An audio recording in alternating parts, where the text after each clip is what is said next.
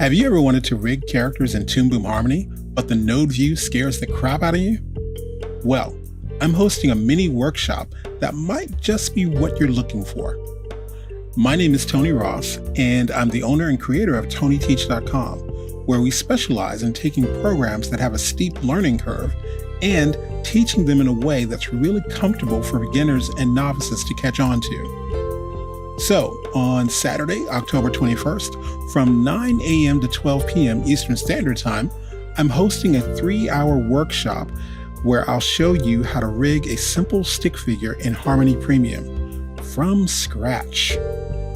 This demo will go over working with the node view, using pegs, and basic parent-child rigging. In addition to this, I'll show you how you can save out a blank rig so you can attach your own artwork to it later. Now, this event is held online, but it is taught live, so you can ask questions during the demo as well as during the Q&A afterwards. Can't make it at that time? No worries. The workshop will be recorded and made available to all who signed up for the workshop. Though this workshop isn't free, it is actually cheaper than my hourly rate. So, this will be the first in a series of workshops, and I'll later be showing more complex things like working with deformers and even master controllers. But I actually want to start teaching people the very basics of working in Harmony Premium and how far you can go down the rabbit hole, which is creating your own animations. Seating is limited, so sign up today. Hope to see you there.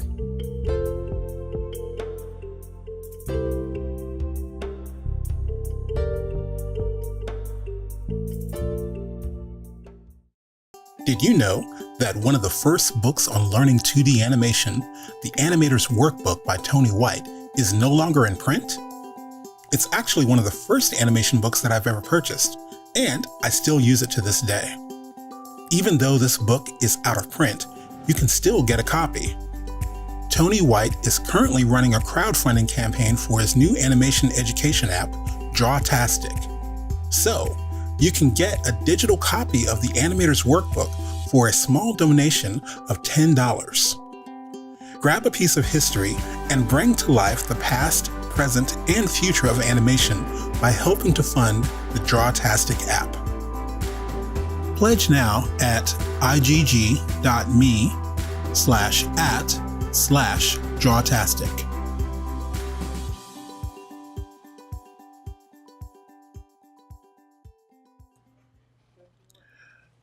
Alrighty, hope everyone had a great lunch. So we're back and running a little bit behind here. Without further ado, Tony has to actually figure out who the hell is up next.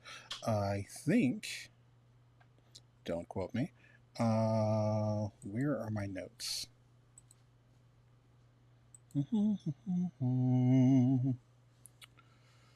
So, give me 1 second. Let me do something silly while we're waiting. Be right back. Hey, remember that thing that you're going to do, learn, or try if you could ever find the time? Guess what? Even on your busiest day, you have 30 minutes somewhere to spare. You know what else? 30 minutes a day for 30 days is 15 hours. What project could you do, start, or finish in 15 hours? We challenge you to take 30 minutes a day for the next 30 days and find out. 30-30-15. Changing your life 30 minutes at a time.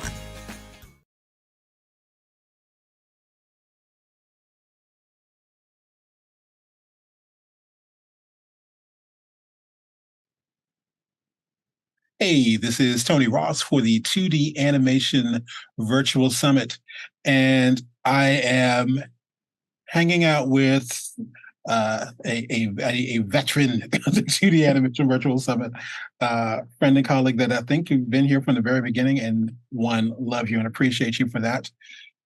Thanks. Mr. Laren DeJarnett, how are you doing, sir? I'm doing fine. Always a pleasure to participate in the 2D Animation Summit. Thanks for inviting me, and I'm always glad to be here.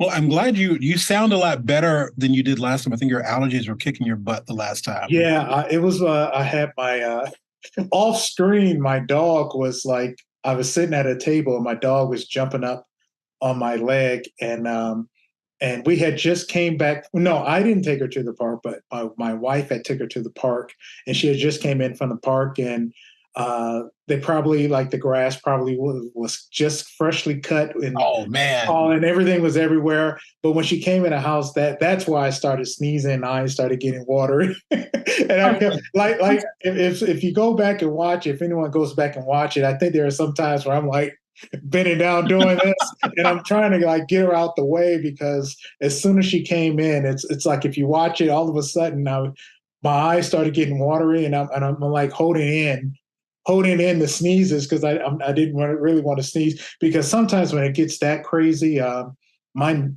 not to get too graphic, but my mucus gets very watery, and I didn't want to have a live a live accident. you got something on your camera there.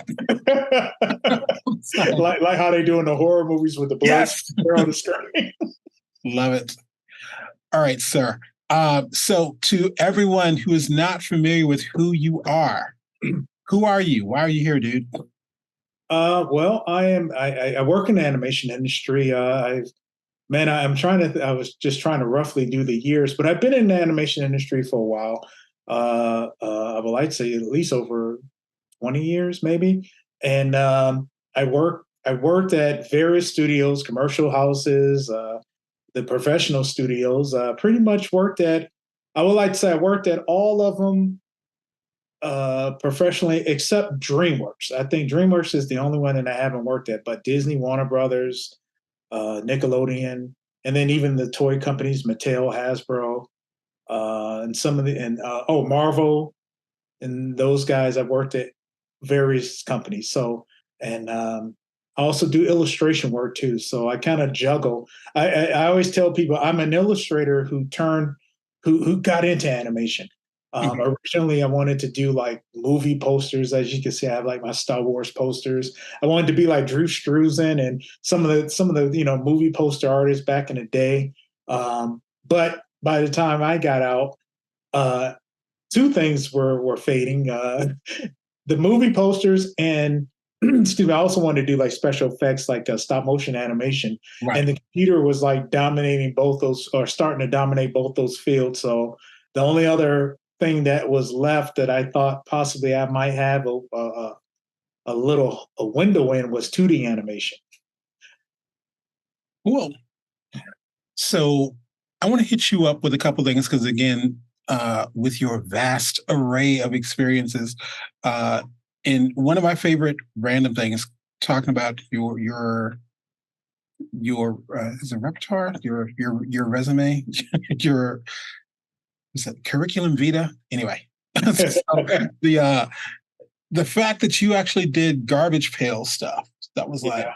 that was I'm like, dude, that was freaking awesome, man. I'm like, let's get some skills there, just a little bit. Yeah, that was crazy. And I always tell people, a lot of my, I get jobs through the front door now, but back in the day, a lot of my jobs, I always tell people, if you can't get in the front door, try the back door, the side door. But I got jobs necessarily not through the front door.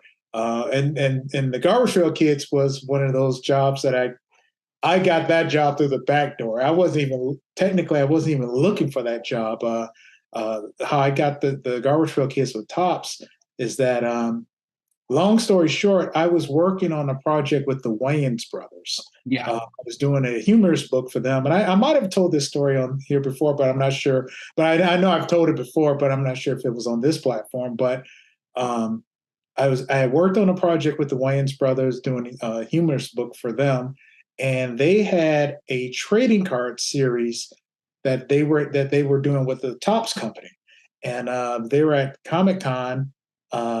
They were at Comic Con. They were going to be at the Tops booth, and they also had like their own personal like Comic Con panel when they talked about like scary movie and whatever movies they had coming up. And so my nephew had met me in San Diego, and he wanted to meet the Wayans brothers, and I was like, oh yeah, yeah, they're going to be at the Tops booth, and so we kind of waited and waited and waited, and they never showed up because they were still in their panel doing their discussion, and so while I was there, I had a chance to talk with. They had both art directors, creative director and art director from Tops was there. A guy named Jeff Zapata, and the other guy was Ira Friedman. And so Jeff goes to me. I had my portfolio. Well, my nephew left because they didn't come. And then Jeff goes to me. He's like, "Well, is that your portfolio you have in your hand?" He's like, "You might as well show it since since you waited here all this time. You might as well just show your portfolio." And when I showed him portfolio, that's when he mentioned, "Oh, we have some. We're working on a new batch of Garbage Pail Kids and wacky packages."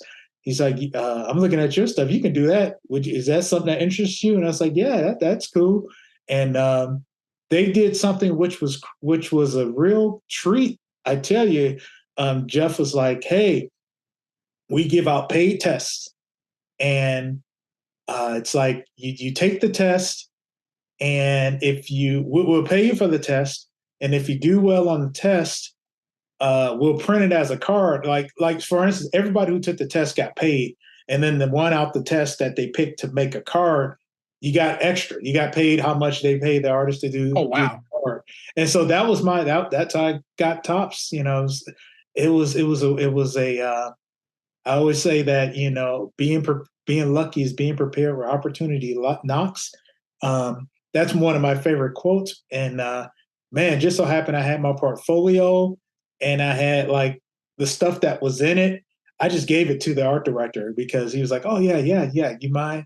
Do you have copies of these?" I said, "Yeah, here you go. Just take them out." And he had that stuff. He told me at the next time I met him, he's like, "Oh, I see your work every day." So he had like tacked it up wherever his cubicle was, and Wow. saw it every day. And Jeff is a real good guy. It was always on his mind. He was always like passing work along my way. But yeah, that's how I got that job. And then there's other stories I could tell of how other jobs came around that way. It's like I would go through the front door and may get a rejection letter or say, "Oh, they're not hiring."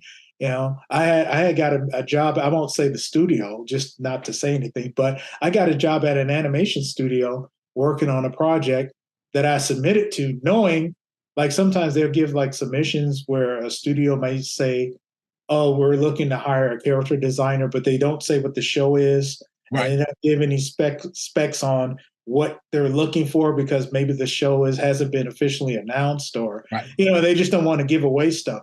But I had a friend who worked at the studio, and I knew exactly what I was submitting for before they didn't do an official announcement. So I tailor made my portfolio so that it will reflect the show I was submitting to, and I didn't get hired.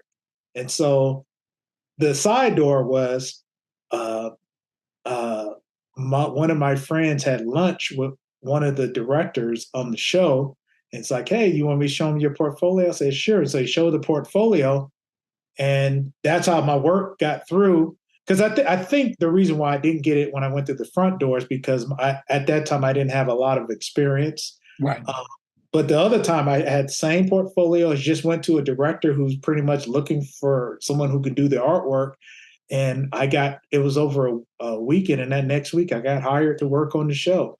And, it just goes to show you like sometimes, you have to not give up, but if your work is solid and you can do the work, whatever you say you can do it.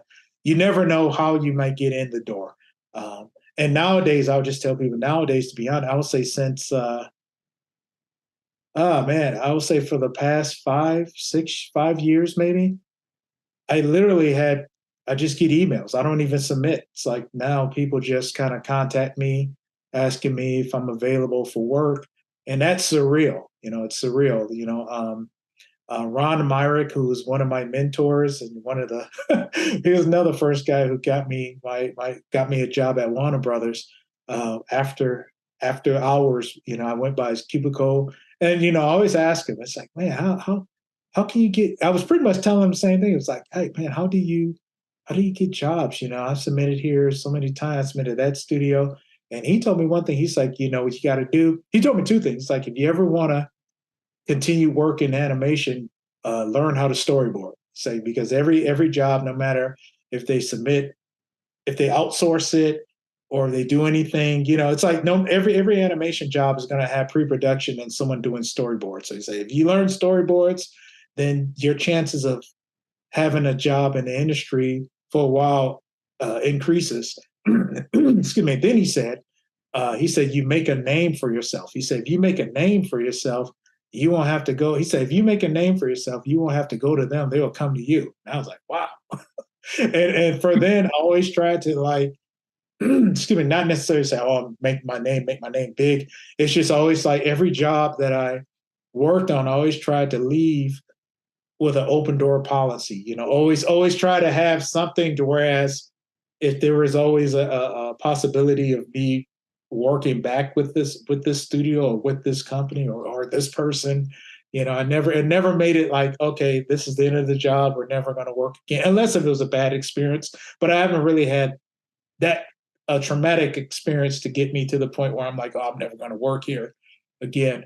Um, but that's how it worked. That's how it happened. It's and then people you work well with folks. I like and everyone else who's in animation. Animation is a team effort. So if you're a team player, and then like if you're a type person that can mobilize and get people to work together, or I'm like an encourager. I get excited and hyped when I see good art.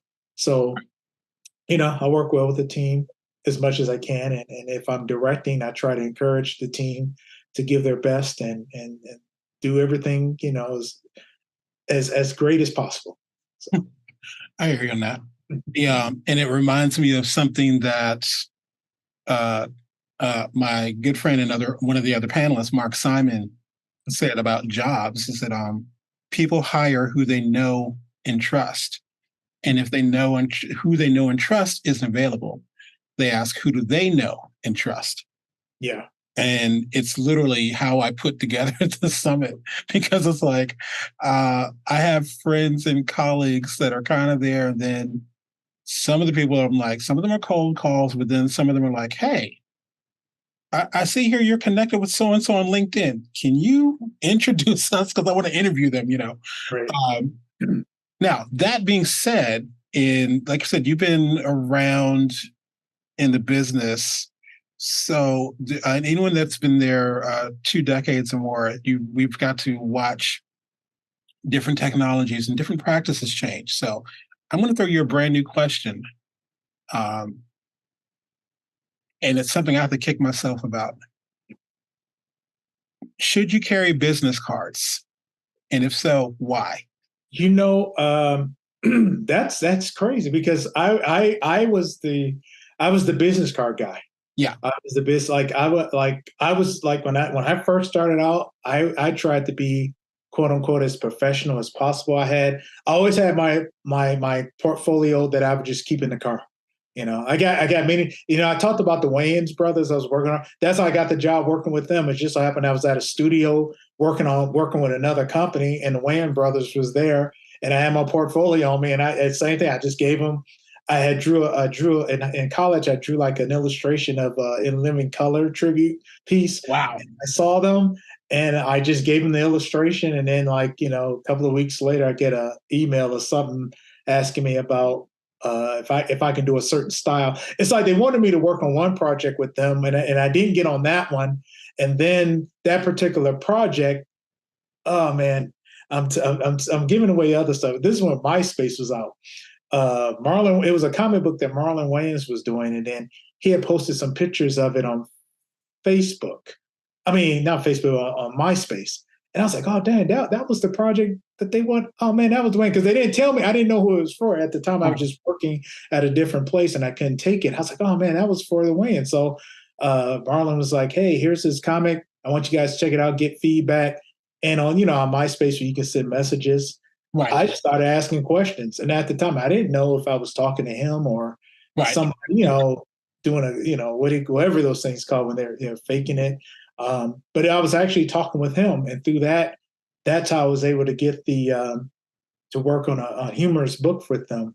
But it started off just by me having my portfolio where I was working at this one studio, and I just so happened to see them in the I guess I would say cafeteria lounge area, and I just said, hey, I just want to show. I drew a picture of you guys. Here you go. You show it to you because at that time, by the time I came back, Keenan it was gone. All three of them was there. It was Sean, Marlon, and Keenan. And then I was like, oh, hey, show this to your brother. And then that's how I got that job. But what I wanted to say is that oh man, what was the question? Because I just Business fear. cards. Do you Oh, still business yeah. card? Well, I had my business card then, and I always had my portfolio.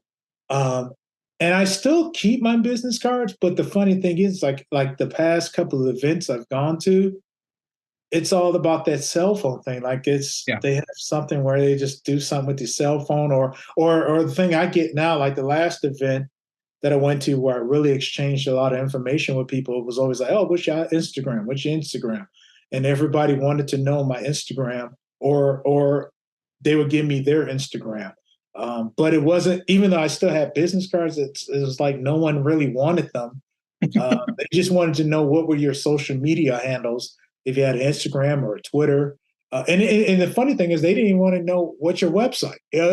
Before, back in the day, Yes, you got to it have a was like, website. hey, what's your website? And you just gave them your web address. But like this past event, and again, I'm not saying this is how it is. It's just because it caught me off guard because I'm thinking, oh wow, it's changing. That people that some people they just want to know your Instagram account or email address. Like they would say, hey, what's your Instagram? Let me get your email. And then if some people were really cool, they were like, hey, I'll give them my actual phone number, and it wouldn't be a card exchange. It would just be everything would be on the mobile. Now let me backtrack. Now that was like at a party. That was like at a I would say it was a gathering of artists at an event that was geared towards animation. But the last time I haven't been to Comic Con in the past 2 years, I think, yeah. But the last time I was at Comic Con, it was a mixture. People were asking for business cards, and some folks was like, "Oh, let me get your Right. IG, let me get this." But Comic Con, there were people asking for business cards to give out. So I don't think it's died out, but I always have them just in case. It's like if I have them and people don't want them, then it's no problem. But then if someone asks me, "Hey, you got a You business don't card?" have and I don't have them, then it. it's kind of like, "Oh man, oh well, let me give you my blah blah blah." Right. So always what I've done lately is that if I do go to an event, I don't take maybe I don't take as much. Before I used to take a lot of, Right. and I don't have a purse that I carry or anything, and I'll have them in my pocket sometimes. Sometimes if I take too much and I'll pull them out, they'd be Bent up. Yeah. some will be bent up. So now that I know sometimes people don't ask for them, I'll take not as many. So when I give them out, they're all nice and crisp and with no bent edges. There's a thing, and I can't remember that. Maybe if I remember when I'm editing, I'll put it in there. But it's the I would say the future but it's currently present. But the type of business card, like it's metal, but either you can tap it to someone's phone, or it's something weird, or they take a picture of it or something. But you normally have it. It's just one card. But when people ask for it, they can scan that or something weird like that. Oh, that's cool. That's Yeah, cool. it's all that information there. So I can see. I've seen people, and I don't know what it is, but I've seen people when they just take their phone and just tap it. I yeah, don't know what that is. I like they'll ask, "Hey, you got a such and such a phone?" And I know people watching it probably know exactly what I'm talking about. But yes. I've seen them like What the where kids are doing these days. you have to have a certain, and then as soon as you tap it, they have all the information Yeah, that's on the phone. that's one of those things because I catch myself because one, I love to talk, but I'm realizing recently doing stuff like this, doing a Zoom thing or how to train people online.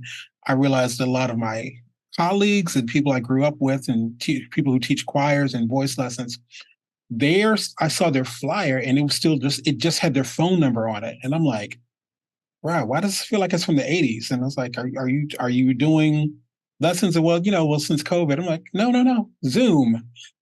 Dude, let me show you how to do this. And it occurred to me, I was like, oh, well, I need to do this. But if I'm out, I can imagine if I'm out at a party or somewhere right now, I've got to do that thing and I don't have the card. So one, I need to do that.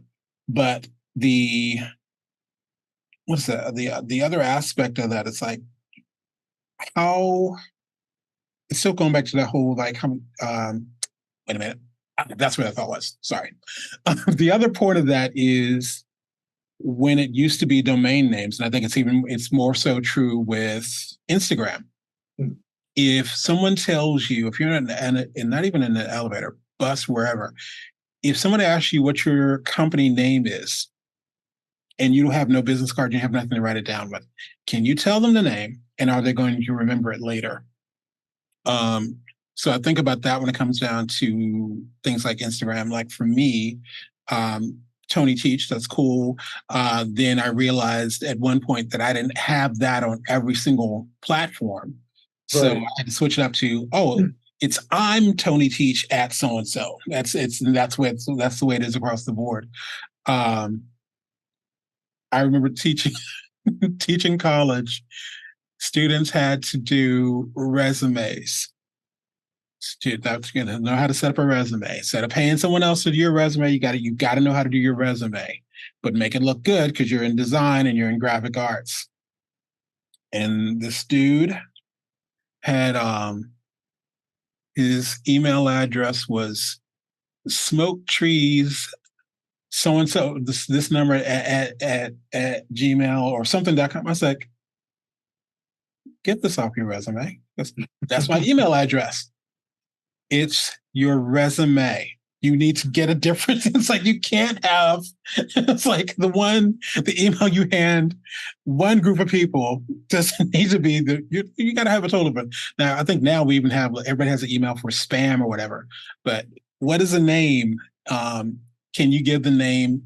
And if you're trying to get, especially corporate gigs or something like that, what is that Instagram name? Is it going to, ruffle any feathers or shut doors before they even look at your work? Make it memorable and keep it rated G. Yeah. I try to keep it rated G. I kind of on mine. I kind of messed up a little bit because I put my name. I did like I could have come up with like the ones who grow up with this in mind or Mhm. they take a class. They I like the ones like everything's consistent. It's just like their business card has one name and that one name is on Yes, all the everything. social Yeah. media accounts. And that's where I messed up at. It's like all of my social media accounts, like some of them may have the same name, but then others have different names where it's not 100% consistent. And I had them long enough to where it's like, well, if I change them, then the people that know it by this name, I might lose those folks. So, oh well, I just have to have not everything all the same name at the time. But I really look at like some people who have like everything is all coordinated, all look nice. It's very well structured. Um, at the time, I didn't, from coming as we're old heads, but Yeah. coming from that old school and evolving to like what's going on now, I didn't think about it. It's like, oh no, this is all part of your business company that everything should all have the same look, the same name, and it's the flow so that you don't have to have people questioning. Wait a minute, is this the one that has two D's or four I? Yeah. I think the exercise I was used to give, and I don't know if this, I would tell my students, if you look up a domain name or something like that, so it's like you got to make it memorable. So I would say something like burlapthong.com. Because that was the thing example I would always give, was like, it's probably still available. It's like, be careful. Again, I had my class was split when I was teaching college. I had really like rock stars, and then I had, why are y'all here? And my why are y'all here people, because one of the things was I was teaching them, okay, you got to get a domain name, and you got to, this is where you're going to put up your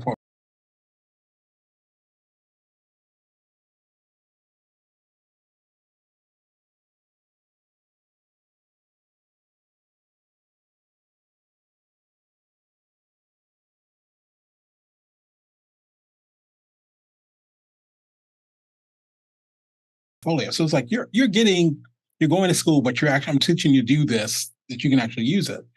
And they kept putting it off. They kept putting it off.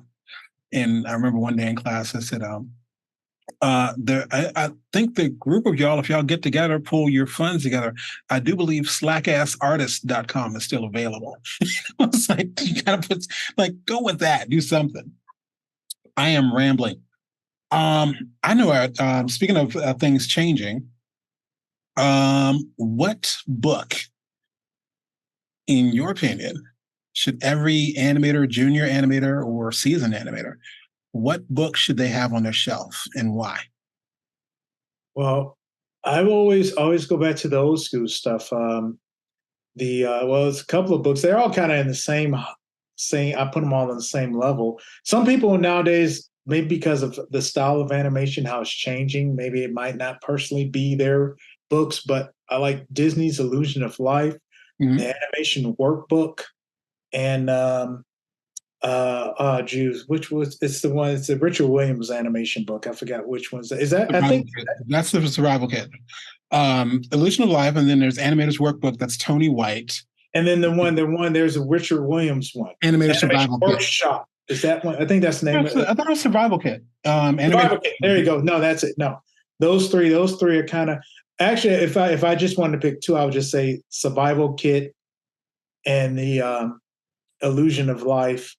And if you want the workbook, put that on the bottom. But those two were the ones that helped me. It's like the Disney Illusion of Life, just, you learn the animation principles. And then if you want to learn more about all that Disney style and, some of the things they look for, that book is great. But the what's it called? The Survival Kit one. Yeah. That one is just, even if no matter what style you have, that one is just such a great book on knowing how to animate 2D. I'm assuming I don't do 3D animation, but I'm assuming it can help 3D. I mean, I did stop motion animation. I can Right. definitely refer to that book when I used to do stop motion. I So know. I want to was, say that before he passed, I think one of the updates said, "Yeah, we're gonna also we've added in this section kind of talks more about digital stuff." But yeah, it's the I would dare argue the 3D that looks good, no yeah. rules.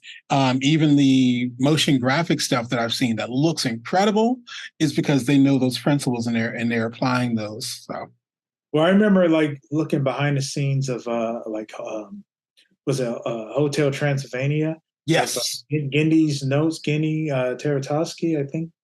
I may be mispronouncing his last name, but I think his first name is Gendy, right? Gendy, yes, Gendy. Okay, but like when I used to see his notes, like how he would like apply 2D animation notes to the 3D animation, right, and just like it pretty much all the animation was like a 2D animated film, but 3D, and yeah, he would show like how he would break the whole, again, I'm not a 3D animator, so I don't understand some of the things, but he was just saying, no, it's not, he's not relying on the rigging. He's like, no, it's just principles and techniques right. in 2D animation that he wanted to pop in there. And you could see him like doing his drawing, and then they would show like how the 3D animators translated his drawing and how the scene worked after his notes. And I was just like, wow, that it just gave it that flair. It's like, of course, if you look at each individual frame, all the squashing and stretching, it looks crazy. It looks, to the non-animator eye, it looks like, oh man, that doesn't look right, but you just feel it because that's up there for like maybe 1-2 frames. It's like Right. you But don't see it, but you feel it. right. It's like it's something off.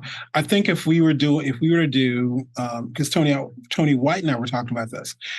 If you were if I were in charge of a animation school, yeah, would we do software? Yeah, software is important, but the same way that we always had to go through drawing foundation, stuff like that, that would be your number one class, principles of animation. Yeah. It's like, okay, this week we're focusing on this. This is over what we're focused on, like, and really get people into that. I think that's what's going to take things in theory to the next level. Um, I hope. So we're not going to be completely dumbed down to seeing crap animation. So Yeah, what is like you were saying, is that in all art, like my art instructors is like, hey, learn the rules and you can break the rules, or knowing how to stretch them, or push them. I think, like you were saying, like quote unquote, the crappy animation is when I look at it, it just seems like people are relying too much on the software and Yeah, the rigging, to whereas it's like, oh well, the rigging works for maybe this part of the animation, but then once a head turn or a leg does a certain move, or you're doing like some fighting action, that's when you don't rely on the rigs and you just pop in those principles. And it's like, um, there's a video online. I haven't watched it, but I saw some of the. I just kind of scrolled through, and I'm like, oh man, maybe this is what this guy is saying. It's a video called "How to Animating in Blender Without Rigs." oh 3D wow, animation in Blender without rigs, and you can tell like the character is a very squash stretchy character. So just on that alone, I'm thinking, okay, well, yeah, that person's probably doing a pose to pose animation right. approach to 3D animation. See, I know that's one of those. I've been putting off learning Blender since, good Lord, the early 2000s, putting off learning Blender and learning 3D. But I know I think it's referred to as grease pencil. Yeah, yeah, Where, yeah. and their latest project is all it's supposed, because every year they have a different Blender project, and one year is kind of making it look like a Pixar thing, and then one year they did push the whole little they pushed grease pencil. It was pretty cool, but now they did the 2D thing again, 2D animation again, and it looks like this, like they're starting to figure out. I remember you and I both remember when they first started trying to make 3D look 2D, like or cell shaded, and it was just like, no. But the latest stuff was like, okay, that's impressive. Yeah, man, what's the one guy? Does he live in the UK? I think he's a black guy. I don't know. I think he's a black guy, but his color palette, he uses cool colors and he uses a lot of blue.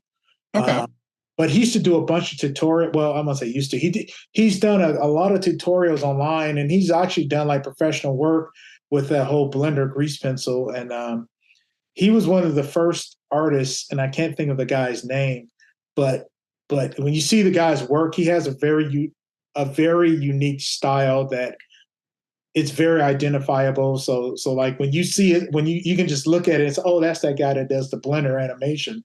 But he okay, does like 2D animation in Blender, and he does like these in-depth tutorials that I haven't watched yet. I always, I have all that stuff. I have a folder on my computer of all the Blender 2D animation tutorials I want to watch.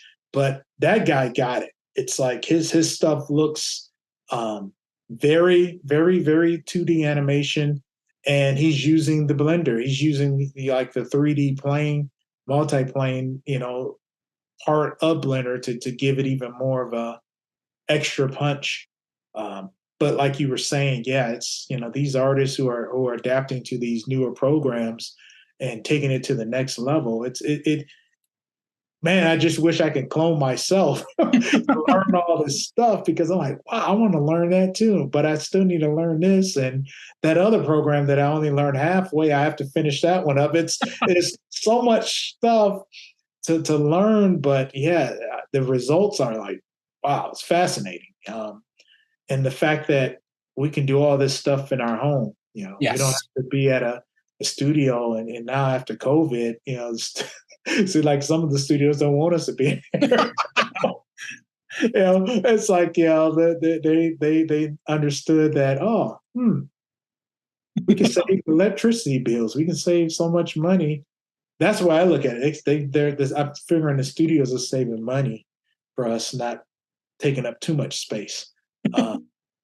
But each studio is different. I talked to one guy who they had been in the studio, like they had just started going back to the studio this year since COVID, and Right. it's like 2023. So 3 years after shutdown, they're just now starting to go back inside and do things in house. I think what's one of the funniest things, and this is not just even in the animation or art industry, but I think in general, what COVID taught us is like, if somebody calls and said, I got the sniffles today. Yeah, stay home, stay home. Go ahead. Don't come in here. No, you're absolutely right. It's to the point where we were told, which everyone's trying to play it safe. We were told, hey, if you're not feeling well, it's better to be safe than sorry. Yeah. It's like it's not don't because some people are still getting it. Yeah. They're since work has started and people have been going back into work. There's been many more cases where people have come in with the virus and um, people had to like quarantine themselves because they were exposed. So yeah, we get memos just saying, hey, if you feel sick, just don't come in. So Cool. Let me think. I think I have one more question for you. See if I can dig in my question reservoir. It's one of those bag of questions here. So, and I've probably asked you this before, but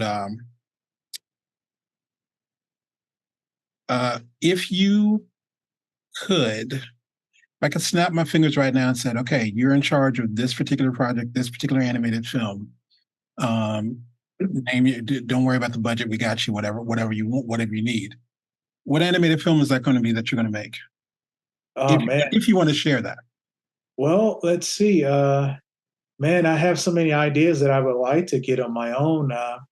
And then also it's twofold. It's like I have personal projects that I would love to, like if I had the money, I was like, oh yeah, I'll just work on my own. But then there are other people like, and I'm not mentioning names, but Right.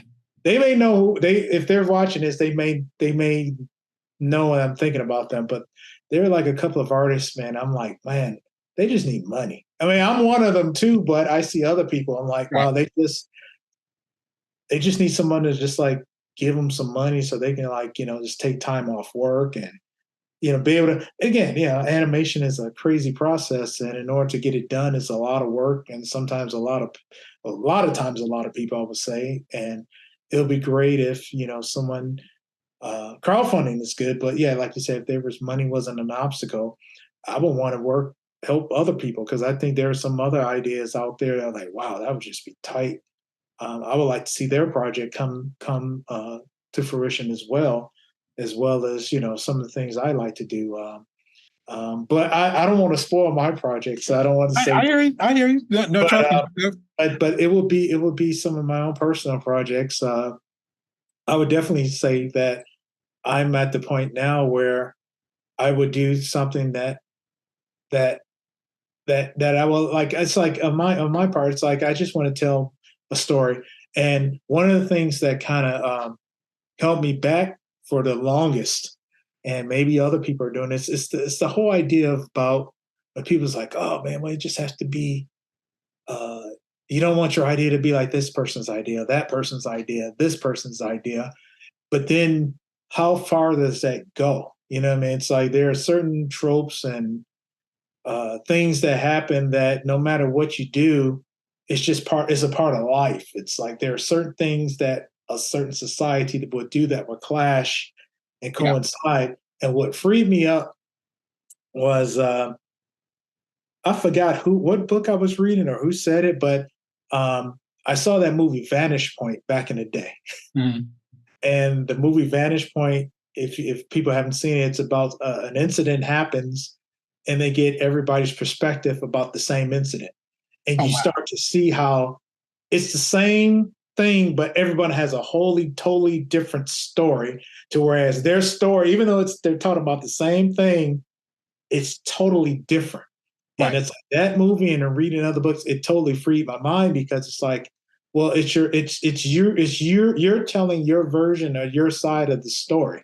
It's like you can take, and I'm not saying it to say that, oh, I'm just going to copy something and then tell my side of it. No, it just freed me up to whereas is that if you have something that it's inside of you and you want to tell a story, and it's not like you're copying anyone else, but maybe someone else has a similar story, it's still not going to be your. Exactly.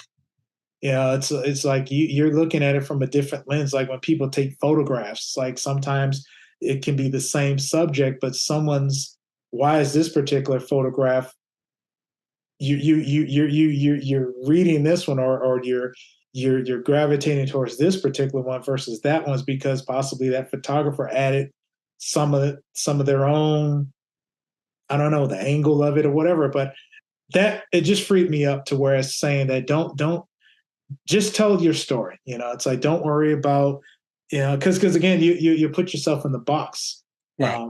That I found you put yourself in a box where you're just constantly looking over your shoulder and making sure, oh man, I don't want no one to know this. I have to be Yes. 100% original. It can't be this again. And then you start looking at all your favorite movies and seeing how much this is in Same thing. common with Same thing. that. It's like you look Right. at Star Wars and see how Star Wars and George Lucas always talks about how Flash Gordon and was that Kurosaki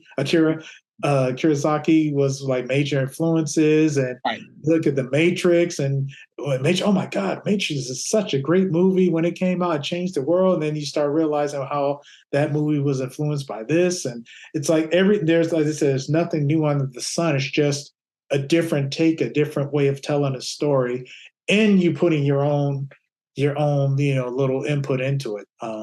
And that's the way I look at it. It's like if it comes from the heart, if it comes from, even if it's a personal story, it's like, Right. okay, well, I'm telling a personal story, even though the situation within the story can be as similar to so and so. By you adding your personal experience and knowledge to it, makes it a totally different story. There was talk about there there was a story. I don't know how to rephrase that. I realized I want to say, and it's probably after I taught college, so maybe late 30s, early 40s. And I'm sitting there one day, and it occurred to me, wait a minute, the Incredible Hulk is Dr. Jekyll, Mr. Hyde. And I was like, oh man. It's like when you catch it, it's like, okay, I see what you're doing there. And it's like there's the little nuances. The movie I've been watching a lot lately, I want to say it's either called Dracula Untold or something like that. But it's good grief. That story, Dracula is the character that's had the most movies out. And what is it? A Christmas Carol is the story that's been told so many different times. Yeah. But I was watching it and going, that's a totally different take on it than I think it was recently. It's probably out of all of the Dracula things I've seen, this one it made so much sense. Like I could see how that would happen, and it's like that whole suspension of disbelief. But yeah, there's nothing new. Con artists say there's no new cons, but it's like there are all the stories. Like somebody did a thing where they compared They said what is it? Harry Potter's not original. It's Star Wars with crappy lightsabers. I was like, yeah, I gotta see if I can find the comedian that did it, because he breaks it down in a few sentences, and you're just like, oh wow. So it's like, Yeah. There's a lot of like videos online where people do that, and in some movies and series or TV shows, it's like, oh, I never made that connection.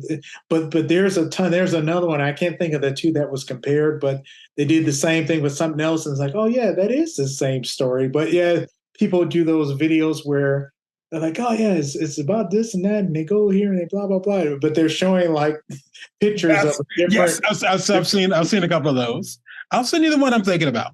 Okay. Yeah, but it's like, But those things free me up. It makes you so that you realize, as a novice writer, it's like growing up. I'm more of an artist who's learning how to write. But you realize, growing up, you see things with a young mind, not understanding that no, they were just like how I am influenced in my art, and how people are like, oh man, how'd you come up with that cool design? It's like, well, I looked at this design, yes, or I remember this when I was a kid. I was at this place and there was this funny looking guy who was sitting at the bar, and that image always remained in my mind. And so I used that image to come up with this drawing.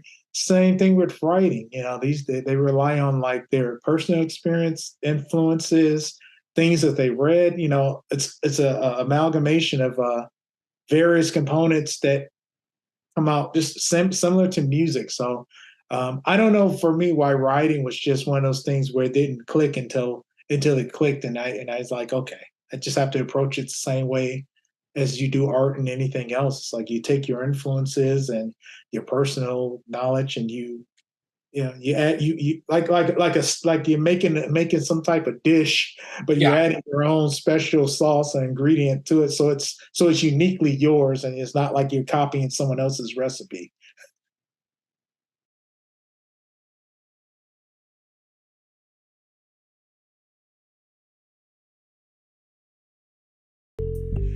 Have you ever wanted to rig characters in Toon Boom Harmony, but the node view scares the crap out of you? Well, I'm hosting a mini workshop that might just be what you're looking for. My name is Tony Ross, and I'm the owner and creator of TonyTeach.com, where we specialize in taking programs that have a steep learning curve and teaching them in a way that's really comfortable for beginners and novices to catch on to. So, on Saturday, October 21st, from 9 a.m. to 12 p.m. Eastern Standard Time, I'm hosting a 3-hour workshop where I'll show you how to rig a simple stick figure in Harmony Premium from scratch. This demo will go over working with the node view, using pegs, and basic parent-child rigging. In addition to this, I'll show you how you can save out a blank rig so you can attach your own artwork to it later.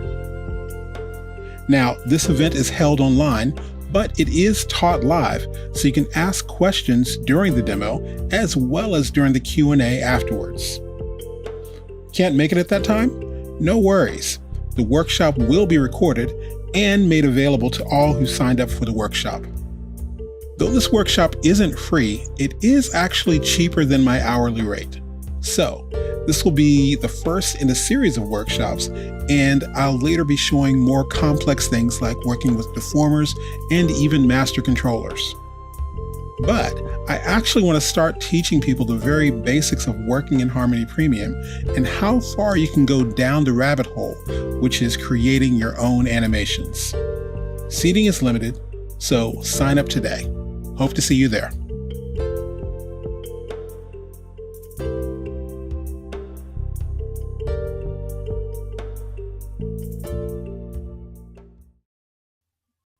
Hey, remember that thing that you're going to do, learn, or try if you could ever find the time?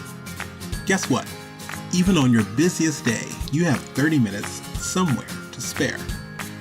You know what else? 30 minutes a day for 30 days is 15 hours. What project could you do, start, or finish in 15 hours? We challenge you to take 30 minutes a day for the next 30 days and find out. 30-30-15.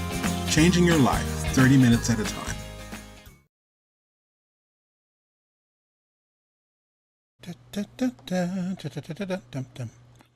Alrighty.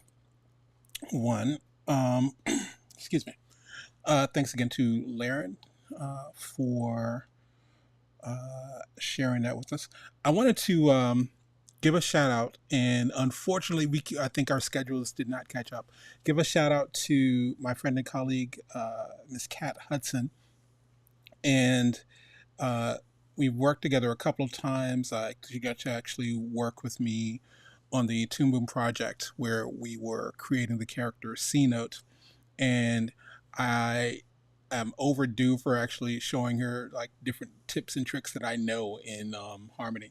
But I saw a character she had, or a piece that she had actually done, because there's always Drawtober, or like somebody is always doing some crazy thing for October as far as sketches or ideas and stuff like that. But I saw this piece in particular, and I thought that's pretty freaking cool.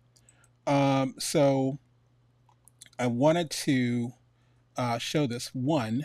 Let me think, where are we on time? Do I have time to show you something really quick? Yes, I do. So for one, that's the back wing. If I make a new drawing layer, call this the front wing, I'll show you one of the ways that I actually work on things. So do add and close, great. I would grab, let's say, the line tool, and if I click in, pull this out here, hold down my command key, that's control on PC, and I can bend that line. Let's go up here, bend that a little bit more. And I can probably get away with this. Let's see, can I? Yeah. All right.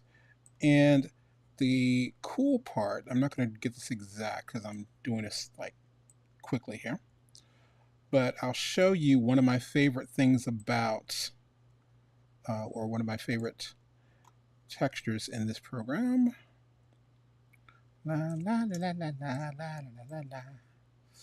Let's see. Bend you. Yes, please. Go here.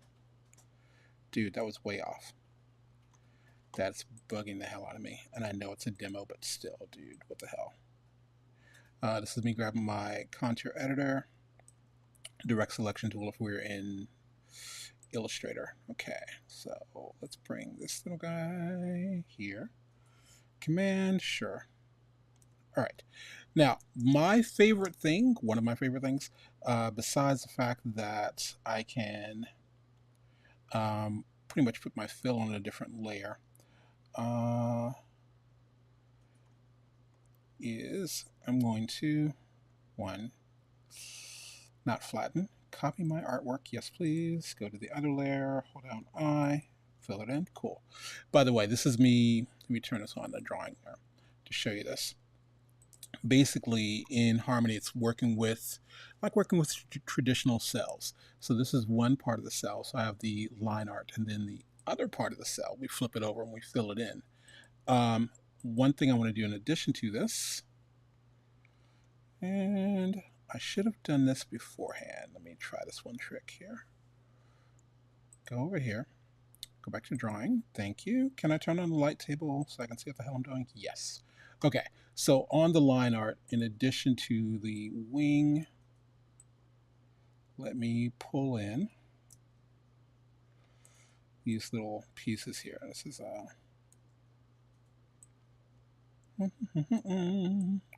and I know you might be thinking, well, yeah, this is cool and all, but there's some really cool textures, and I'm assuming she probably did this in Procreate. I don't know. But here's the trick. Let me grab that little line there, and I'll come over to my, let's see, tool properties, scroll all the way down, and let me go to my favorite texture, green. That's kind of cool. Do I need to increase that? Probably. Is that why it's looking not so great? Let's say. Okay, it looks a little bit better. Now, I'm not sure if that's the texture I used or not, but the deal is, now we have this really cool looking texture. And let's play Food Network here. Did I actually do this to the other line yet? No, I didn't. Okay, so let's go here. With the wing that I already did, I can grab the envelope deformer. And so I'm going to click and drag about a third of the way in. Come to the other end, click and drag about a third of the way in. And in theory, once we're ready to animate this, we can have some fun. But yeah, wanted to show you that. So again, shout out to Kat Hudson. One, I am always in awe of your work, and I think I'm friends and fans of enough whatchamacallit, illustrators that I get to see some really cool work. This was an excellent interview with Laren. I agree with what he said about the approaches one would take to come up with ideas, such as looking back at favorite media and pulling from life. Oh, definitely, 100%. I have to learn from this, and I'm also teaching my kid this. One of my favorite things was growing up was Aesop's Fables, because he couldn't say things against certain politicians or people in his day. So he made up these stories and just changed out the name. So I have it where either I have situations where people I know have pissed me off, or something in society has pissed me off, and I could go to Facebook and yell about it, or I just make art or music about it. And like I think of, I can't even say what the situation was about, but I remember someone famous said something, and then a whole lot of other people that I know were agreeing with something that they stated, and it was all extremely stupid. So I ended up writing a quick impromptu song called "I Can't Even with the Stupid," um, but it's like, yeah, I don't know. We're artists to make art, so anyway, I digress. So yeah, just let stuff influence you. Look and figure out what's really awesome, what's really cool. Um, I think a lot of the retro stuff that happens, um, like comes into play. Uh, Cuphead One, for instance, is a really awesome thing, but it's actually borrowing from the past, and it's like all of a sudden it looks like, hey, there's this new thing or the retro thing. So anyway, I digress. Meanwhile, I think it's time for another interview. Uh, This is Nancy Beeman, and shout out to Nancy and thank you for your patience in working with me. Let me think. Nancy, Sharon Coleman, and a couple other people. I did this to Steven Silver one year, and it's like, ugh. It's like when you're rushing through things and you forget to spell check or you misspell someone's name, but then you have to go through and like, hopefully, I think I have absolutely made sure that I had all of Nancy's titles spelled correctly. Um, and now I'm paranoid. I think I got them.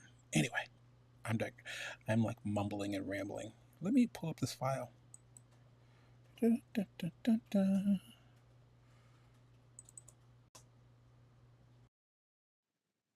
Hey, this is Tony Ross for the 2D Animation Virtual Summit, and I am honored, I am privileged, and slightly giddy that I get to chat with Nancy Beeman. Um, a little bit of how I even found out who she was.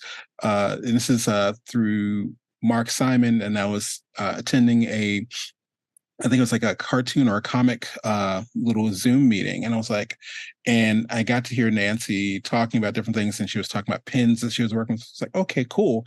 And then she starts talking about what she did in animation. Okay, let me look this up. And I was like, holy crap, you are my new friend.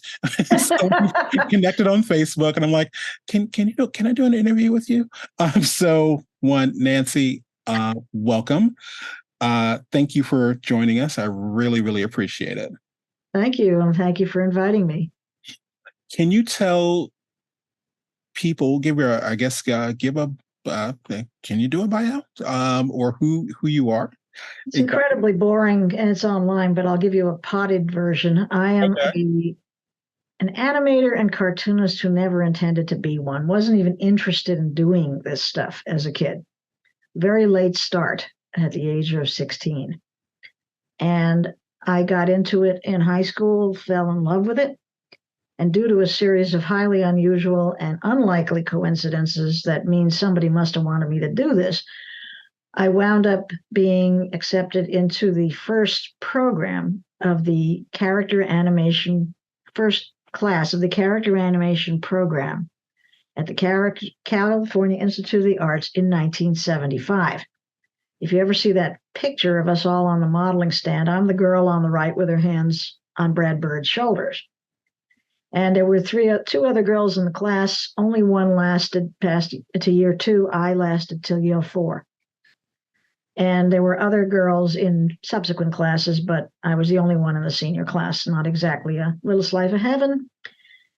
I graduated in 79 and went east. I worked for a studio in New York called Xander's Animation Parlor, where I met Dean Yeagle, who's still one of my best friends.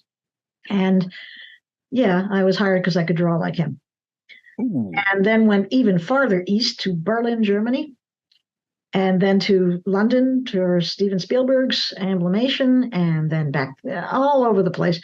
Because, and I will tell you this, and that's the end of that, not only was I getting to see the world, I was getting promotions. Nice. Because one thing I can tell you is I did far better in other countries than I did in other cities than I did in Los Angeles, USA. I got to direct in New York. I directed for Warner Brothers. I got to direct in Germany. I was a supervising animator at Disney's, but that was very late in the day. I was doing it long before, designing, directing, doing layouts. Commercials was fantastic training.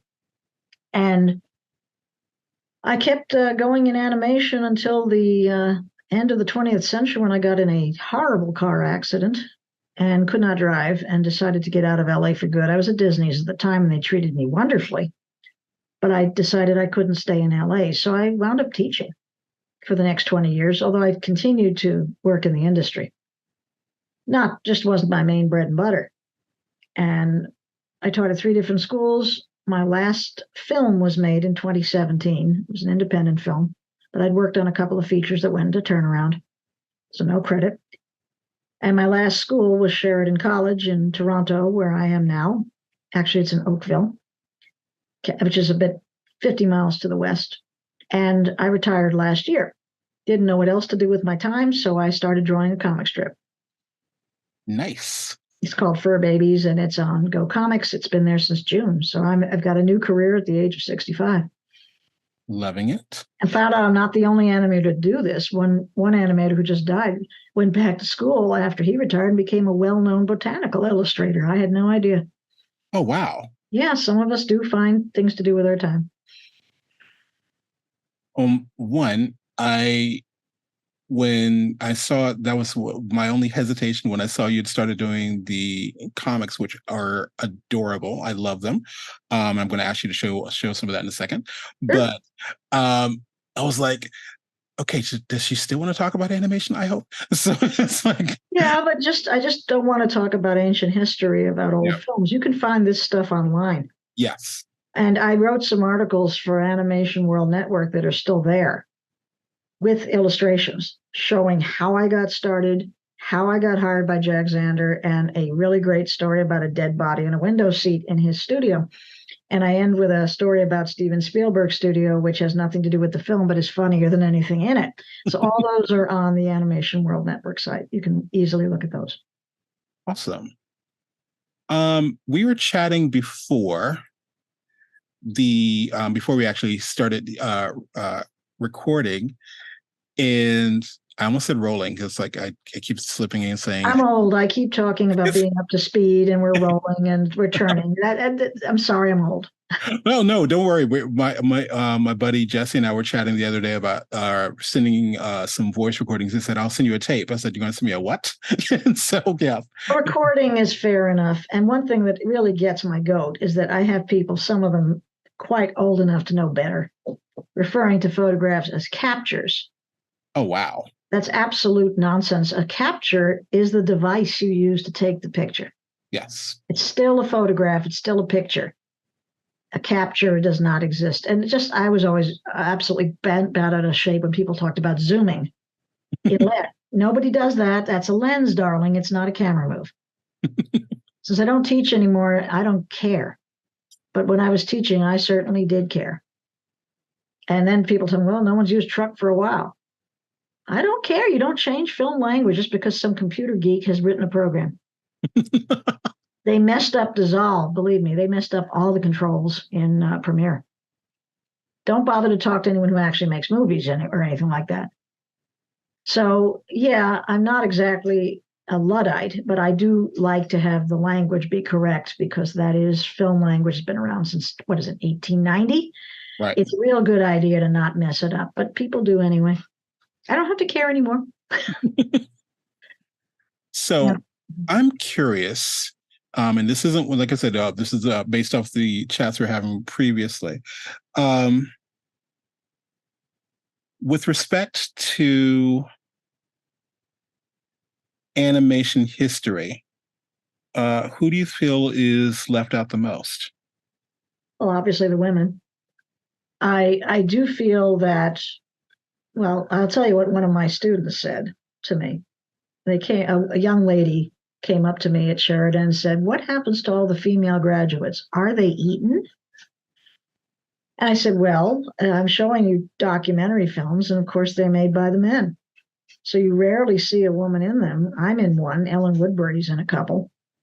But if you really want to see women doing ordinary things in a studio, you either have to go back to the 1930s Fleischer documentary or go to foreign studios. So obviously women are neglected. I don't claim to know about everybody in the entire industry, so I can't really answer the question about individuals. But clearly the women are underrepresented.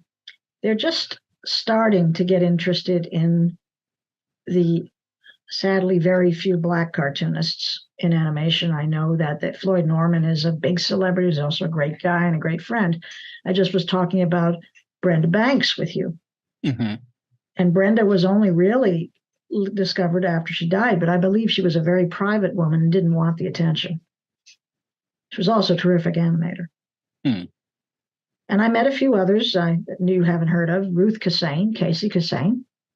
The next time you see It's a Mad, Mad, Mad, Mad World, think about who actually animated those titles. Saul Bass just designed them.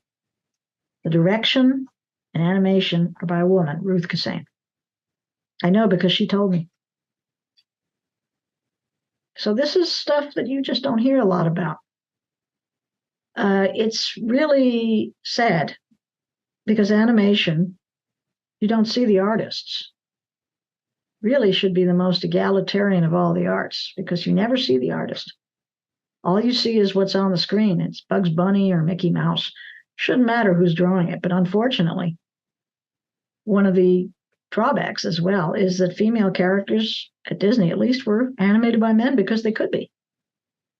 So there was no need to hire women at all, and they said at one point we couldn't do it. Ooh. I got that directly from Selby Kelly when I asked, this is Walt Kelly's wife, who was a very, very fine artist in her own right. And I asked her, well, why did they say women couldn't animate? She goes, well, we just couldn't. We were told we couldn't. Found out later we're not supposed to have any timing or sense of humor. And when somebody who I thankfully do not remember quite recently said, women are difficult to animate because they don't have expressive faces. Oh. I got so angry. I was updating my book, Animated Performance, at the time, which is about acting for animators. It's written by an animator because the only other book on the subject is written by an actor, and there is no similarity between human acting and animation acting, none whatever. Anyway, I got so angry, I went and rewrote an entire chapter. And I said, there is absolutely no sexual association for acting. Body movements, yes, we have different skeletons, but the emotions are not unique to one sex. That is preposterous. And I had a wonderful quote from George R.R. Martin, who wrote Game of Thrones. He actually did it for a Canadian radio station, and they said, well, you certainly write strong female characters. How do you do that? And he replied, I have always considered women to be people. Love that. It's a splendid quote. So I got good and mad and rewrote the chapter because the whole idea of animation should be, it's not what you are, but what you have to, what you do. And I would tell my students that, and I'm sorry to say, I was obviously wrong. I see films made by people who are hired because of what they are, not what they do. And that's not good. And I'm not just referring to animation here. It's not about the filmmaker. It's about what's on the screen. And that's true of all film, but I'm just that way. It's my personal opinion. Hear you on that. If there were to be, I don't know, because you're saying, I think there's definitely room for a book or possibly a documentary or something about a lot of the names that we don't know. Is that something that you would ever want to actually do or get involved with? Like whether it's like I said, I think a movie would be quicker in theory because you can just talk. It's actually being done. Okay, cool. Professor Chrissy Guest at Ithaca, get up here. That's my cat. Professor Chrissy Guest at Ithaca College contacted me back in 2019 because she said, I was looking at some of these things and realizing there was hardly anything on female animators. And she's in the journalism school. She's not in animation at all. And she started interviewing female animators. Now, I believe she said there was so much information she couldn't do one film as originally intended. She wanted to do a series of short documentaries or a continuing series of television shows or streaming, whatever you want to call it. And the last time I spoke with her, she said there was no funding. I believe there should be. And I'd recommended she contact Fork Films, which is Abby Disney's company, which sponsors documentaries, but they have to be socially meaningful. I don't know if she ever did. She may be on other things, but in any case, it's the material. There's a great deal of material at Ithaca College in New York. That is, so one of those things of if there's ever a, what is that thing for room for crowdfunding, I would love to see that kind of get funded, where I mean, we're funding all these other projects and little card games and things like that. I would love to see that documentary. Well, she said she had so much material she couldn't do one documentary. So I don't believe this would be something for a simple crowdfunding. She would. I can't talk about her budget, but if you want a speech professor guest, she is at Ithaca College in the journalism school, which is quite famous. Many of my papers are there. Nice. Well, I'm not the only one. She interviewed many other people besides me. I was by no means the first one she interviewed. So this was underway, and then she discovered just how huge it was going to be. So it's being done. That is awesome to hear. At least, although it's not being done currently. Right. I'm probably that'll be my homework. I have to look more into that. Well, I can introduce you to Chrissy if you want to send me your email. I would love that, and thank you. Before I bug you about your awesome pen work and some of the cartoon things, I did want to ask you a question because I'm curious. What do you think is one of the biggest misconceptions about people when they say, I want to become an animator? I don't know what that's supposed to mean.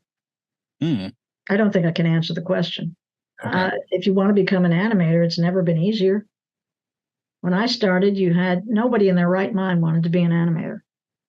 We were told back in 1975, not me, thank goodness, but several of my classmates were told, you're idiots. It's all going to be done by computer by 1980. And you're in a dying profession. You're completely out of your heads. Now, I actually had a student at Sheridan whose mother insisted she be an animator, and she didn't want to be. Oh, wow. It's suddenly become a very sexy profession. And if you are a commercial artist, it's the one that actually has the steadiest working conditions, probably the best pay, and it has unions. See, the thing I'm noticing about the cartoons, now that I'm doing a comic strip, first thing I noticed is the cartoonists, the comic artists and the editorial cartoons are incredibly witty and outgoing people. They're social animals because they work alone, but they're extremely funny and good with one-liners. So they are jazz men. Animators play in an orchestra. We read the notes, we play as a group. We tend to be introverted. I don't say all of us, I'm not. And a lot of them would just rather be part of the group than try to go and stand out and tell funny stories, get up in front of a room. And I've known animators who refused to even talk to press when they came to the studio. They would go home. So there is a big difference in the attitude. Also, animators tend to be in silos, whether it's their own category or their own studio. They're very focused because you have to be. You have to have intense concentration to work on something for years. And cartoonists tend to work a little more spontaneously. I was asked by Arnold Roth years ago when I joined the NCS, National Cartoonist Society, how do you draw 200 drawings that all look alike? I said, how do you spend the whole day working on the same drawing?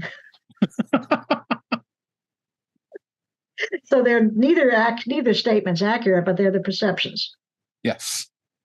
So when I'm doing the comic strip, I'm taking a leaf from another animator who went into comics, Walt Kelly. Not that I deserve to be in the same room with him, even though I am. That's a Kelly original on the wall behind me. But Mrs. Kelly told me something very important. She said Kelly was not a perfectionist. He was happy to get it right 80% of the time. My other husband was a perfectionist. And he was always changing things. I said, 80% of Walt Kelly was 100% of everybody else, but I could see looking at his work that he worked very spontaneously. He didn't overwork things. And that's the reason I can get through this comic strip. I'm doing it Kelly style, no model sheets. Characters have no model sheets. And no, I know what they look like. If they vary a little or the scale changes, it doesn't matter. And the ink line is fast. Kelly worked pretty quickly with a brush. He could do a whole week's worth of strips in one day. Now that is impressive, and especially when you see the brush work on his strips, they're just exquisite. I can't do that, but I can at least imitate him. So I work without too much under drawing. I do usually erase it, but I have one here that still has the underdrawing, and I work with the brush because the brush tends to work better for me than a pen, especially with two inquisitive cats. Here's a very early drawing of Floof the kitten. That was done in January. And you can still see the pencil lines underneath. Yes. They're very faint. And this is going out to Dee Dee Degg, who is the editor of Daily Cartoonist. And he said some nice things about the strip, so I said I'd give him an original. It's a very, very early one. Back, I have the other characters. Sirius is missing, but I have Stella, Kate, and Sean, and that's from a strip that's never been published. So, little present, but the brushwork seemed to fit in pretty well. This was just done this morning. Little better on the brushwork, Sirius and Floof. And I love working with this Pentel brush pen because it gives me a wide variety of line, no smears, and no cats getting their feet into the ink. Because the first one I ever did was inked with a lovely, lovely thing, as that I am extremely proud of owning. This. This is, says Charlie, I'll tell you why in a minute. It is a Esterbrook Radio 914 silver-plated pen that once belonged to Charles M. Schulz. Whoa. Only use these nibs. And I suspect he got them from an older cartoonist named Percy Crosby. Because if you look on the Go Comics site, you'll find Peanuts there, but you'll also find a strip called Skippy from the 30s. And Schulz always told people I was heavily influenced by Percy Crosby. You can see it. But the pen line Crosby used is this variable line. This pen will give you the line without ever blotting. It's an exquisite nib. So can't use it with cats, unfortunately. So I don't want their little patty paws getting into the ink, so no dip pens in this place. I'm working on that table back there. So they can't, they like to, one of them loves to jump on the table and inquisitively go into everything that I do. And right now he's not well, so he doesn't do it. But I really can't risk getting them sick. So no dip pens.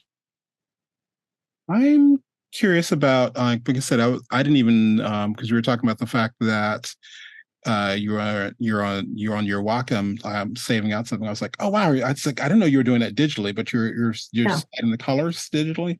Cintiq is right off to the left. It's not showing. What I do is you see these little guys. They are separately drawn, but that is actually one panel, and I have the background on another level. So I have put the background into my template for the strip because I have 1, 2, 3, and 4 panel templates in a Sunday, which I use to keep them consistent. Okay. But I can, since this is digitally online publication, I can do anything I want. I didn't know that, but I keep them consistent. And I can vary the panel size if I have to change something. Some of them have 5 panels.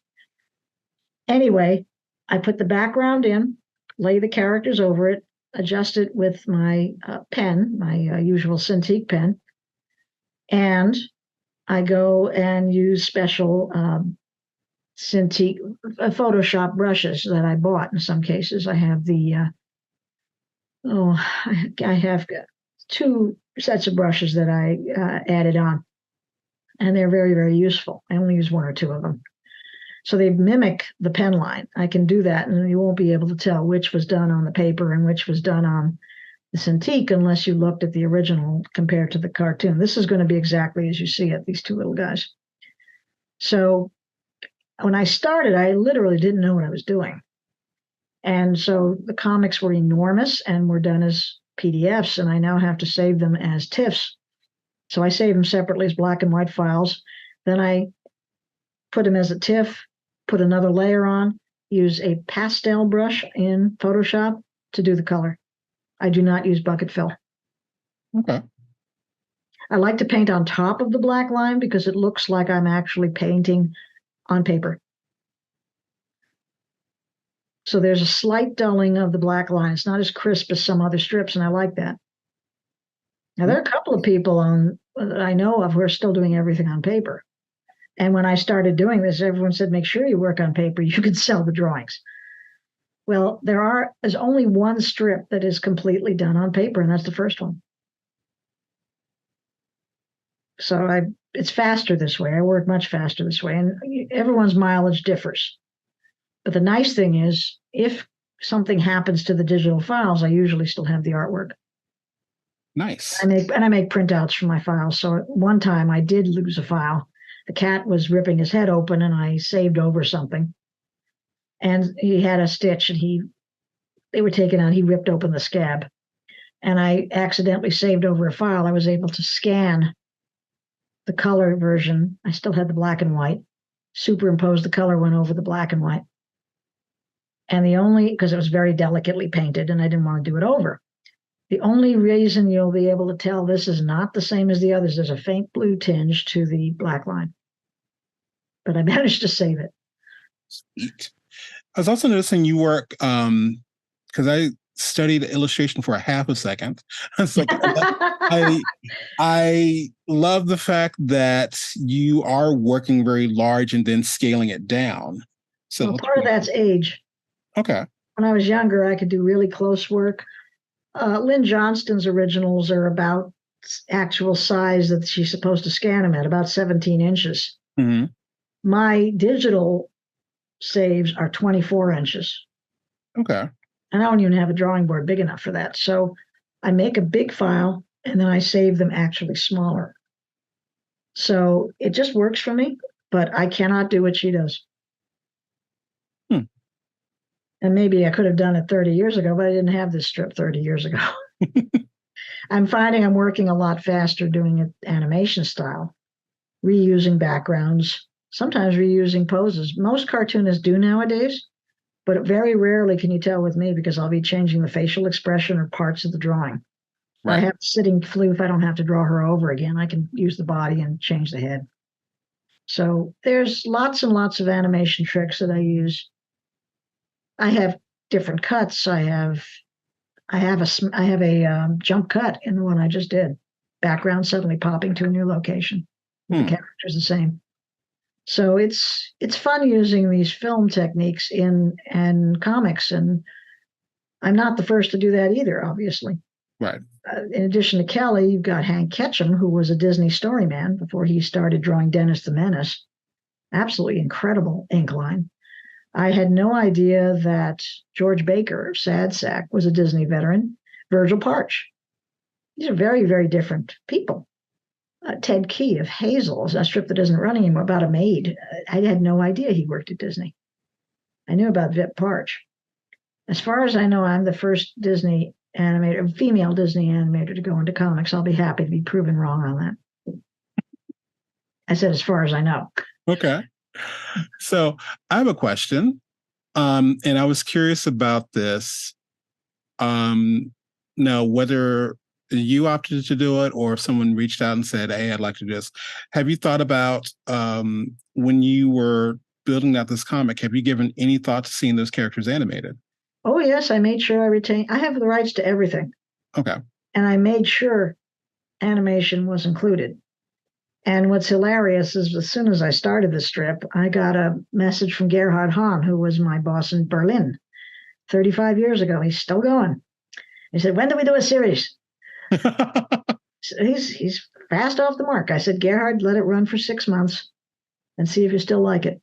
But I don't see this as long form. If you're familiar with a comic called Cul-de-sac by Richard Thompson, which is one of the great cartoon strips, all-time greats. Poor Richard Thompson died extremely young in 2016. Strip's still running, and it's still gorgeous. I always loved it. A series of very short films were made with these characters. They were about 30 seconds. I thought they were great. So possibly that would be suitable for me, unless I could find a longer form story. I don't want to do something like, oh, we're going to go and rescue somebody or show the adoption of Floof. And everyone's asking, where does she come from? Well, she's in the family. She's an adopted child. I've decided not to give her much of a backstory because she's just there. And one strip it mentions her birthday's in December. Well, all of these characters are born in December because I got the idea on Christmas Eve 2022. So everybody's birthday is December 24th, 2022. There's Sammy. He's going to come up and show you his scars. Oh, you're right, baby. Yeah, he wants attention. He's got a stitch on his head. It's all right. It's coming out tomorrow. Not the head, the stitches. Anyway, he's been very, very good considering he's had this on for nearly a month now. Anyway, so you were saying about animation. Sure, I'll do it. I know these characters can be animated. I also know they can be merchandised. I'm more than happy to do that. But since I am new at this, I had no idea how to go about doing it myself. Right. I was going to wait. Again, see how popular the strip was. See how it's starting to build. And then see whether I have a couple of students, former students, who make things like badges and stuffed animals. Wow. I would definitely, oh yeah, he's good. This one's good. And I would definitely, he said, oh, I'd love to do your characters. Again, I can't expect him to spend money on it, but this is something he did on a Kickstarter. We could do that with these characters. So that's something I will bring up, when I get time to exhale. Love it. So here's a question for you. And I'm definitely curious on your answer on this. What book, in your opinion, should be on every animator's or, we'll say every animator's or beginning or season. What book should be on every animator's shelf? What type of book? Ooh. You can't ask something that general. I like that. I was thinking. Charles would have told you Stanislavski. Okay. So would Art Babbitt, because Art Babbitt studied Stanislavski. Okay. Charles M. Schultz would say, get Roget's Thesaurus. I have a couple of hundred books. So what sort of book are you referring to? Inspirational or animational or both? We'll say both. I want to hear from one from each one if you can do one. Well, when I got the Bible, the Frank and Ollie Illusion of Life, I read it from cover to cover. And I had stuff that predates the book because Frank and Ollie came to CalArts when they were writing the book and gave us some handouts, which I kept and still have and gave to my students for years. And they are the 14 points of animation. Each man had 14 points. That means there's 28. So the 12 rules of animation are not 12. There's 48 of them. Sorry, I can't add, can I? It's 28 of them, excuse me. Mm-hmm. And the only true principles of animation I always taught with, there's no 12 principles at all, there's only 2. The first is squash and stretch, obviously. That gives weight. The second is arcs. And very few people teach arcs outside of the Disney schools because you have a lot of animation where stuff moves from A to B. If you do this, it's a lot better. So arcs and squash and stretch. I taught, in fact, in my book, Animated Performance, which I am not saying is the one you should have on your shelf. The very first lesson is taking that arc everyone gets, which is a pendulum, and turning it upside down. So the bouncing ball and the pendulum are reverses of each other, but they have the slow and the fast movement at different parts of the arc. And once you understand that, you are able to animate with decent arcs. Bouncing ball has the slow part at the top of the arc.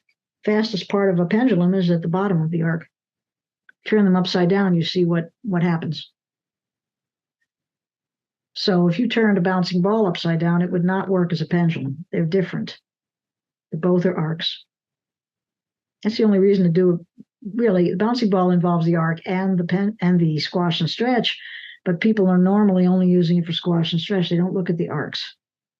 So if you have that pendulum divorced from it, you don't realize it really is the bouncing ball upside down, but with the slow part now is at the beginning and end of the arc, not in the middle. So with those 2 points, I was able to get my Sheridan students and my RIT students animating pretty darn well. I also had good animators at SCAD. I won't say no, but without question, the latter 2 schools had more coherent animation programs and more. The students had different skills, and all 3 schools I had students who did very good things in the industry. But yes, arcs are very, very important, and they are not emphasized enough. I see a lot of awful animation out there that doesn't use any. It's only using squash and stretch. It looks like silly putty. If you don't understand arcs, you're just going to move straight from A to B. It's lifeless. So I go into that at length in animated performance. Sweet. Now you were asking for other books. Well, gee, again, Frank and Ollie's Bible has one drawback. It's only Disney specific. And I found when I gave it to my students to read, they said, we can't identify with them. They're too far in the past, which is silly because they were young men and learning, but they honestly couldn't see anything there. That's why I wound up writing a book on my own with their artwork in it. A lot of my students have now become quite legendary themselves, but their work is in my 2 books so that other students could see, hey, this is possible for them to do, then you might be able to do it too. It's not by these classic guys who scare you, even though they were young once too and had nobody to imitate. They could only look at their own films. So getting back to running my mouth in different directions, for studying animation, for story, I always enjoy a book called Making Shapely Fiction. And I just remember the author's name. I can look it up, but that is one of the best books on how to come up with a good story. And I've always recommended it to my students. It's a lot of fun to read. Although it's aimed at writers, has the same beats that we use in film. For example, my favorite lesson in the book, and I should get the author's name, is that little Annie is going to the store and gets lost, but her mother has run off with the piano player because she has asthma and hasn't got money for the. And by the time you go on with all this nonsense, where's the kid who got lost in the store? Wandered off in all directions, to quote Stephen Leacock. You have to pick a story and stick with it. Don't ignore your hero. Walt Disney, a great quote from Walt Disney, which is not, as far as I know, in any book, says this was from my teachers, he said, you plant a seed and it grows a flower, but it might have extra buds. What you do is you trim the plant so that you have that nice big bud and you concentrate on that. Then you plant another seed. Nice. Yeah, that's Disney. Man used a farm metaphor. But yeah, if you're doing a feature, you can have subplots. You sure as hell can't do it in a 5-minute film. Don't try to do the entire, an entire epic. You can do it. One of the most fun things, now, not necessarily books. This is a site that I don't know if it's still being updated, but I used to always show the 30-second bunnies. Yes. I love it. Because she hits every story beat in these films, and you can see which films have strong stories and which don't. Because if you can follow the story even in 30 seconds, it's basically an elevator pitch. If you can do that, then the story is pretty good. If you don't know what is going on, then there's something wrong with that film story. So 30-second bunnies is a wonderful way to teach story beats. So that was one of my favorite sites to use. And I teach with humor because that's something that works. People like to laugh. It also gets the point across a little better. Even when they were making those Army training films at Disney and Warner's, they used the Private Snafu cartoons at Warner's because they had better results training with a comedy film than with serious films of don't do this, don't do that. Have this idiot, screw up and get blown to hell, literally. Yeah. in the Warner cartoon, they had better results. So if you teach with a little humor, also something my father did when he taught music, it definitely sticks.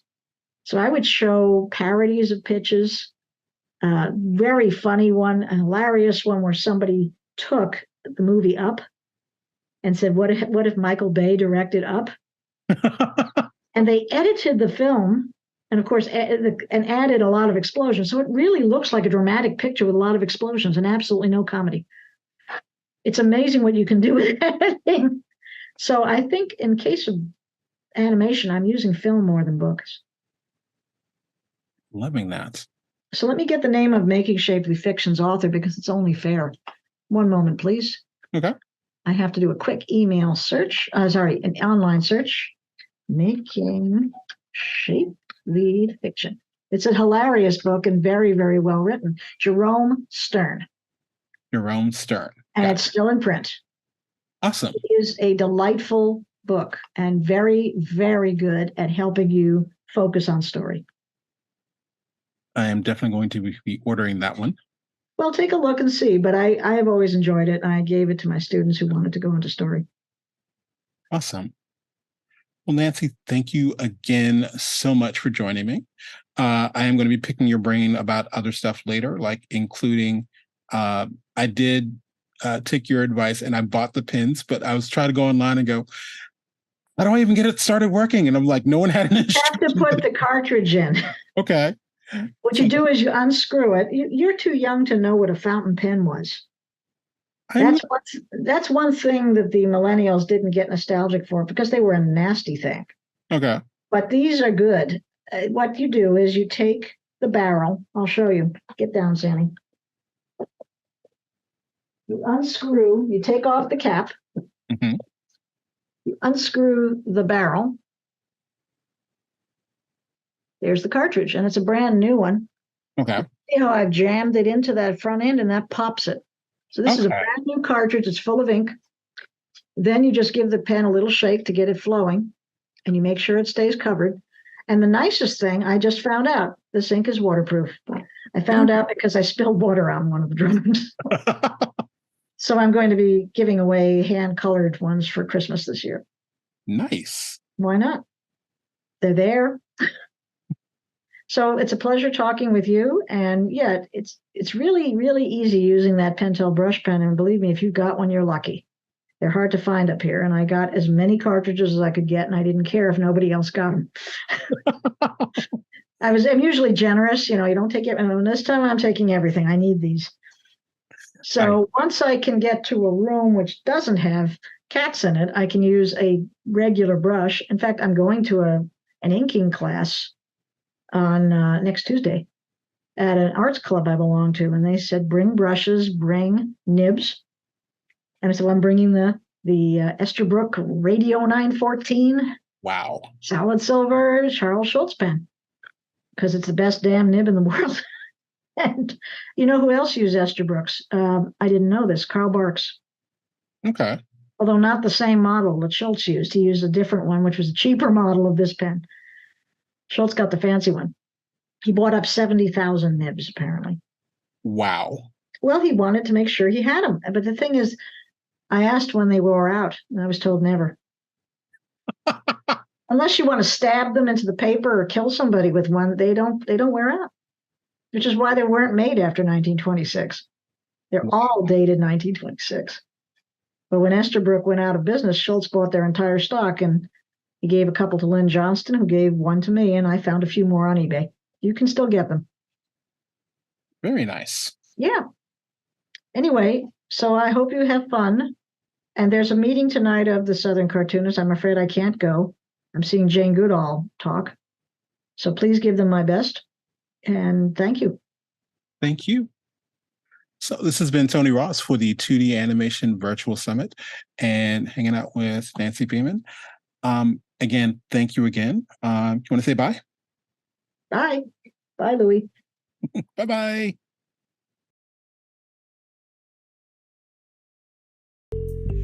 Have you ever wanted to rig characters in Toon Boom Harmony, but the node view scares the crap out of you? Well, I'm hosting a mini workshop that might just be what you're looking for. My name is Tony Ross, and I'm the owner and creator of TonyTeach.com, where we specialize in taking programs that have a steep learning curve and teaching them in a way that's really comfortable for beginners and novices to catch on to. So, on Saturday, October 21st, from 9 a.m. to 12 p.m. Eastern Standard Time, I'm hosting a 3-hour workshop where I'll show you how to rig a simple stick figure in Harmony Premium from scratch. This demo will go over working with the node view, using pegs, and basic parent-child rigging. In addition to this, I'll show you how you can save out a blank rig so you can attach your own artwork to it later. Now, this event is held online, but it is taught live, so you can ask questions during the demo as well as during the Q&A afterwards. Can't make it at that time? No worries. The workshop will be recorded and made available to all who signed up for the workshop. Though this workshop isn't free, it is actually cheaper than my hourly rate. So, this will be the first in a series of workshops, and I'll later be showing more complex things like working with deformers and even master controllers. But I actually want to start teaching people the very basics of working in Harmony Premium and how far you can go down the rabbit hole, which is creating your own animations. Seating is limited, so sign up today. Hope to see you there.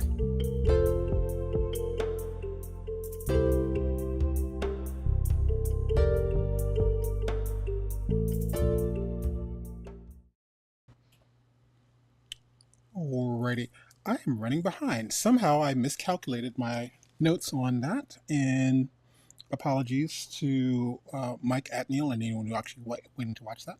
So without further ado, let me jump onto that really quick. Hold that thought.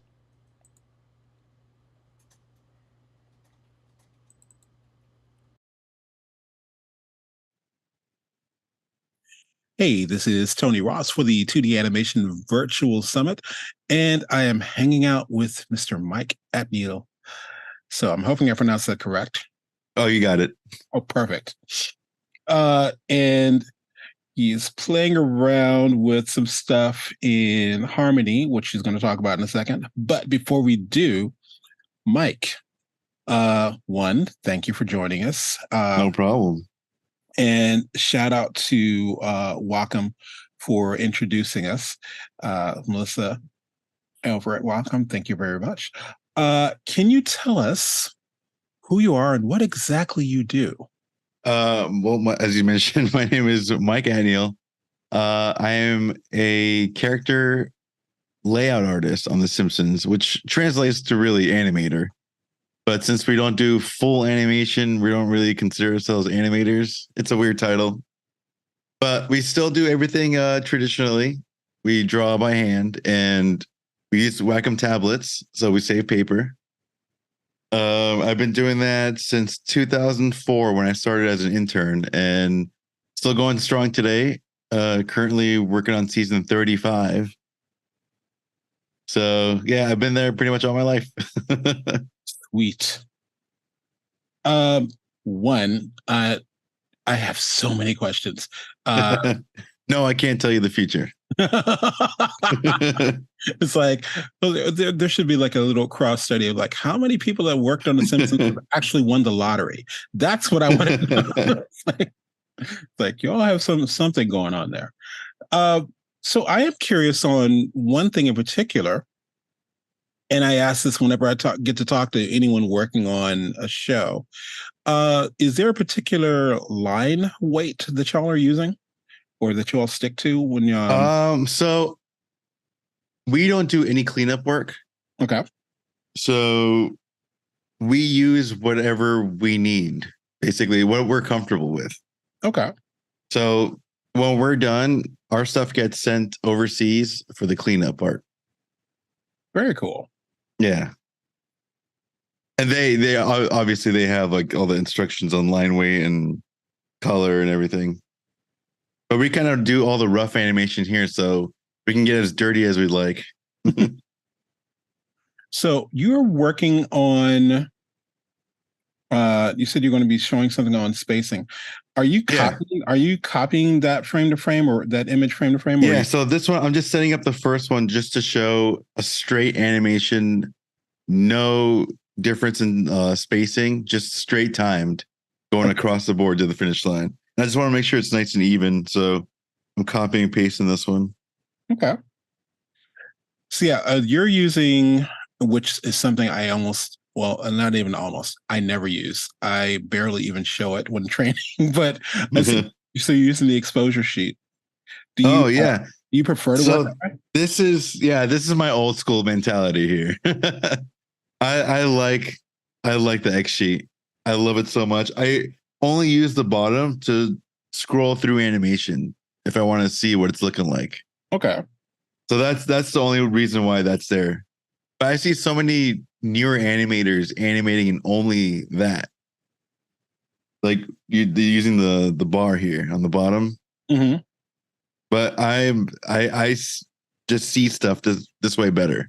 Like I can see the spacing between frames better. Sweet. Yeah, I can actually, I haven't had to read one of these in a while, but I remember my my friend Joe Suggs had me working on something, and he had written the entire thing out like on traditional X sheets and handed it to me. He says, "And don't lose these." And I'm like, never have I been more paranoid about holding onto a piece of paper. But yeah, being able to, and at the time I was having to translate that into working in Flash. So that was kind of a little crazy, but ended up getting it done. So. I never got a chance to use Flash. I'm well. That's a good. Well, I will tell you this from someone who's actually used Macromedia Director, then Macromedia Flash, and then later Adobe Flash, and then they switched to Adobe Animate. Being coming into Harmony without having that background is actually helpful because you get to unlearn a lot of stuff. Like I know for me, I was using Toon Boom software for maybe a good year or two before I stopped using the camera view. I kept using it as the stage, is what it's called in Flash, and thinking, yes, you're limited to this little rectangle. And it's like, no, you can go wherever you want because it's a camera. You move the camera. So yeah, it was just little things you have to, you almost have to trick the software a lot of times. Oh, cool. Now, do you actually have one of those, or do you have one of these guides already out, or are you just building that from scratch and just? Oh, I just made it. Cool. It's easier just to do this because I should probably make one because even on, I for fun I just do art and stuff on Twitch as well, and people always ask me questions about process and like tips and tricks, and my first go-to is spacing. Okay. Because that adds so much character and so much life and basically just like meaning basically to what somebody's doing. So I want to show you right here. I guess I have to go in the camera view. So I animate this one with no spacing at all, just evenly spaced, evenly timed. And it just looks really boring. There's no weight to it. I should probably have it on repeat. There you go. Okay. It looks very robotic, very mechanical. Right. And this is actually kind of the spacing you want if you are animating something that's mechanical or robotic. But we're going to add another ball. Now, what system are you working on right now? Is this a Cintiq or anything, or what are you working on? Yeah, so this is my Cintiq 24 Pro. Okay. And for work, I use the Cintiq 27 Pro, which is the new one. I can tell you, I already love it so much more because as an animator, we use a lot of reference and we need a lot of like, instead of having like a billion monitors, which would be awesome actually, but there's enough real estate on the 27 Pro to have like JPEGs on the side of whatever you're referencing, or if you're referencing a type of movement to play a video like on the corner of the screen and still be working in Toon Boom, just to have that there right in front of you without taking, a toll on the real estate of your drawing area is awesome. Like the bigger, the better for drawing monitors. Oh, you were doing something that, and it reminded me. I was teaching a class, and one of my students figured this out, and so I'll share it with you and anyone else listening. Um, we're talking about being in whether you're working in, let's say, After Effects or Premiere, and hitting your space bar to play.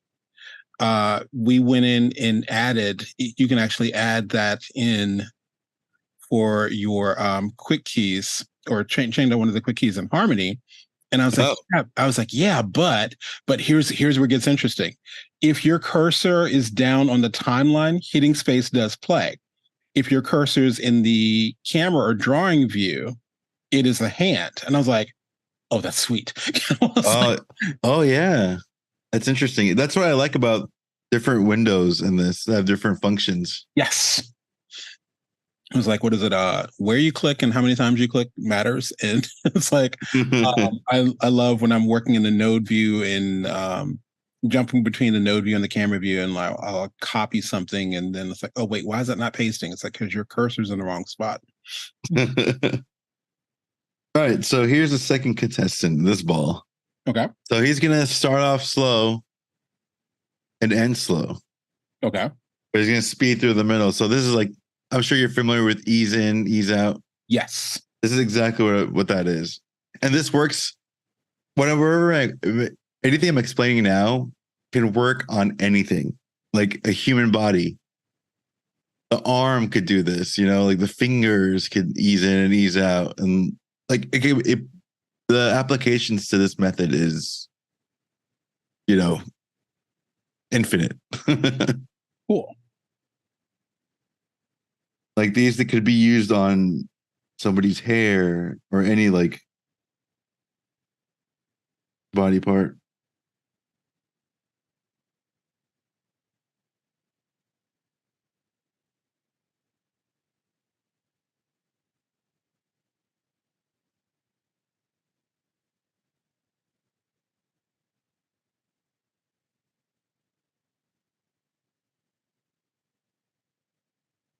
What are your thoughts on people still being trained on paper, or should everyone just automatically go on screens?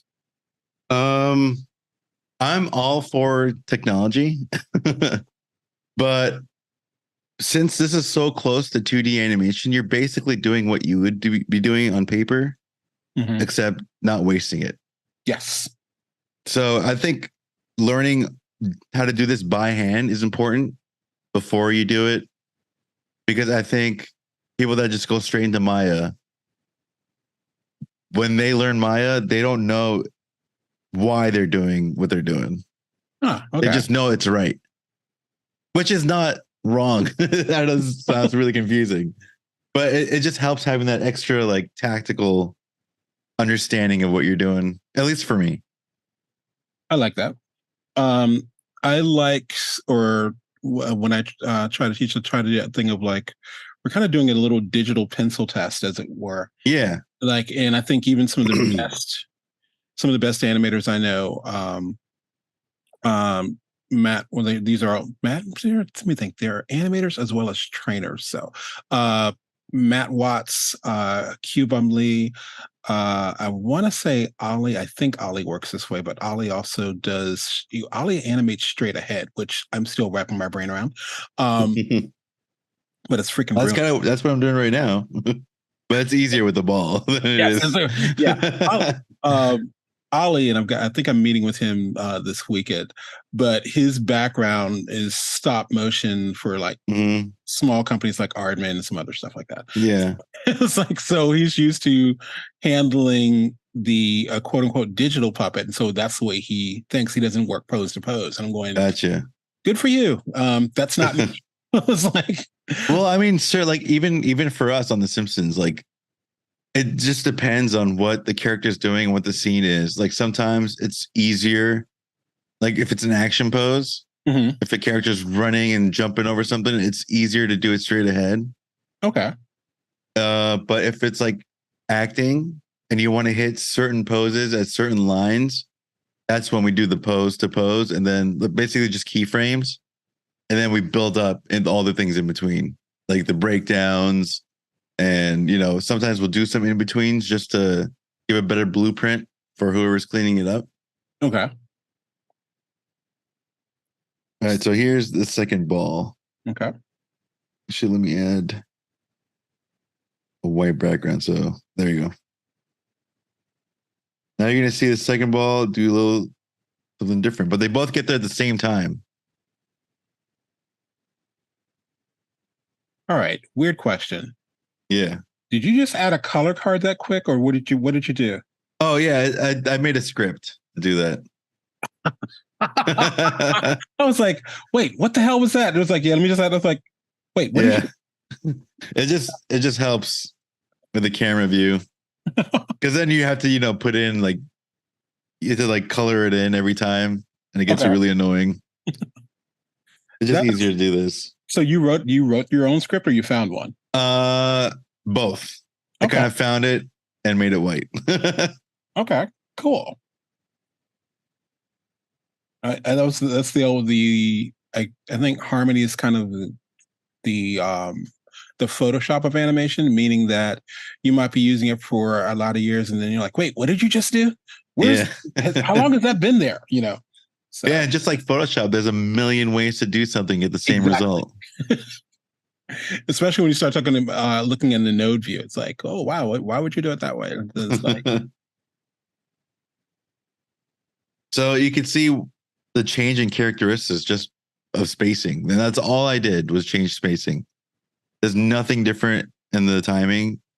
Both of them have 18 frames, both going at 24 frames a second. But just by changing spacing, you can see there's already a difference in the two. Yes. All right, now we go back. We add another one. Now we're going to add a little more character to this one.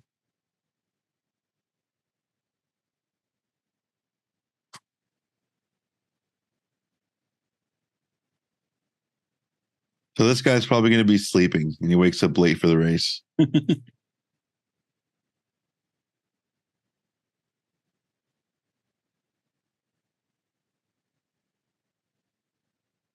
Do you have a favorite tool in Harmony?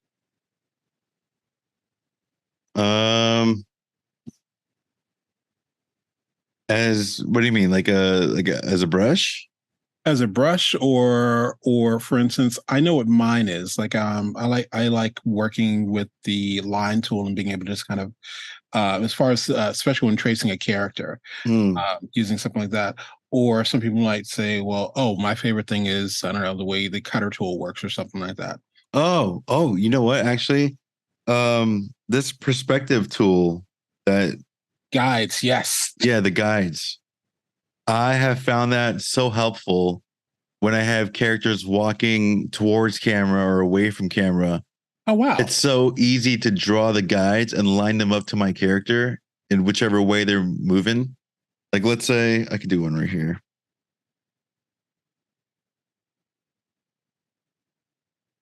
Good old horizon line. All right. Let's say vanishing points over there.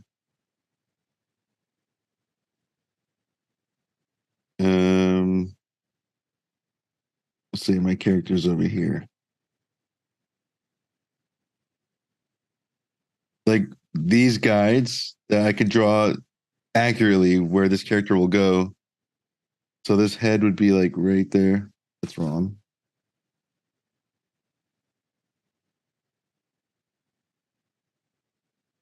They all know will be over here, right? Yeah. So this guide, when I'm animating them walking,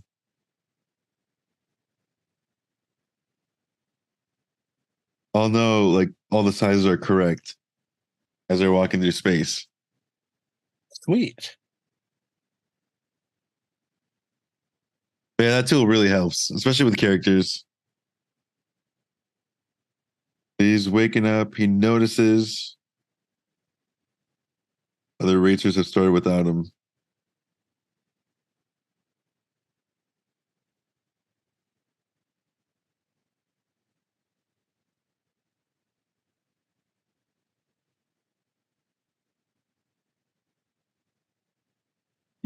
Nice.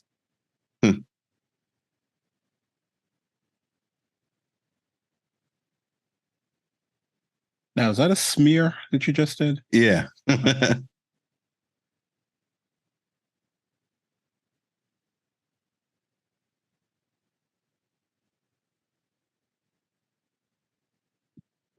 Nice. Let's get this even more.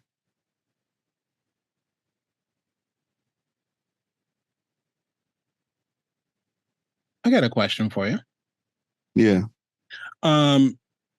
What genre, if any, do you think that we need to see a lot more of in 2D animation? More of like the classic adventure genre.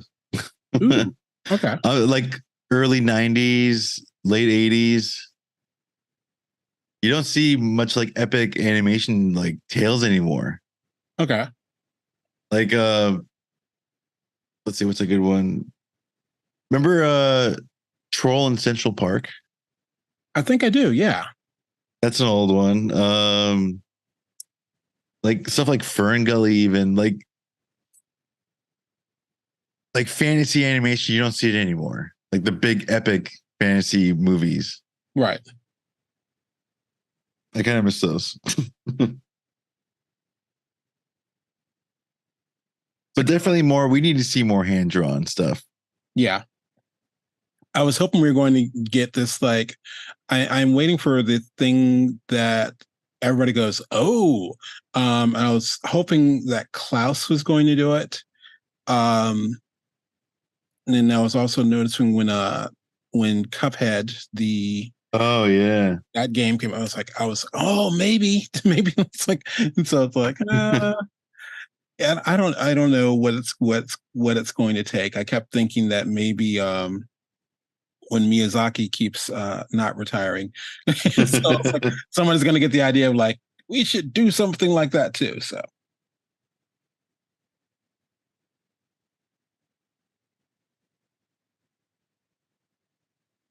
The important thing with doing like these smear frames is making sure the volume's still there. yes, A lot of people will do that, mm-hmm. and then when it goes like the smear one, they'll do this. Yeah, Like they add volume to the ball, or really it should be like probably that. yes. It's like what is a when explaining this, I either talk about the classic dodgeball or taking like a beach ball and squishing it. Yeah, exactly. All right, so now we're gonna see. I haven't seen what this looks like yet, but we'll find out together. So this is gonna be the one that wakes up and dashes to the end. Nice.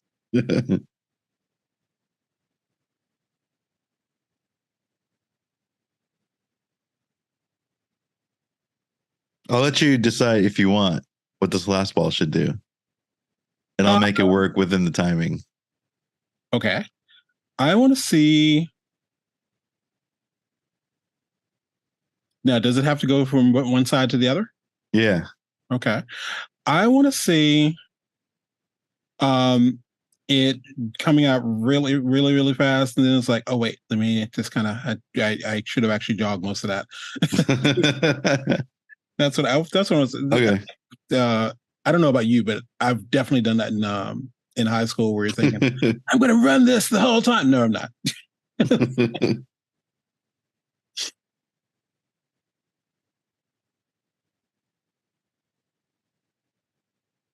So let me ask, and I just finished that. I asked this question, and I'm not even sure what order this is going to be in, but I'll say I had asked one of our panelists earlier, Nancy Beeman, and I'll tell you what her answer was after I asked you this. But what book would you say needs to be on every animator's shelf? I have two. Okay. So one is the Preston Player book. Okay. Preston which Play? is the first one I had. Yes. But as I matured as an animator, I definitely went for the survival kit. Yes. Richard Williams. Yeah, that's the most popular answer. Yeah. But I love the style of Preston Blair. Me too. It's like, especially now, again, talk about that. Because when I was thinking about a project recently and I wanted to do that kind of that old school style, I was like, oh, wait, let me just go study his book real quick. But yeah, I was asking Nancy Beeman, and she said, well, what kind of book? You just can't throw a broad question out like that. I'm like, oh wow, that's that's brilliant. And so she goes, well, it's like this animator suggests, and so she throws off a lot of these different ones. Here's one about story, and this person says you should have the Roger thesaurus. So I was like, oh wow, okay, this is. I was like, I never thought about it that way. So, but yeah, this is like that interesting thing. You ready for your racer? Yes.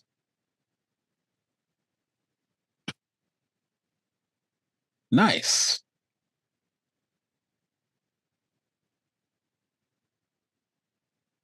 So here we go. Like they're all 18 frames, all timed exactly the same. Only difference is spacing. That's it. Okay. Now you've done this. Correct me if I'm wrong. You've done this on ones right now, right? Correct. This. So that's already four.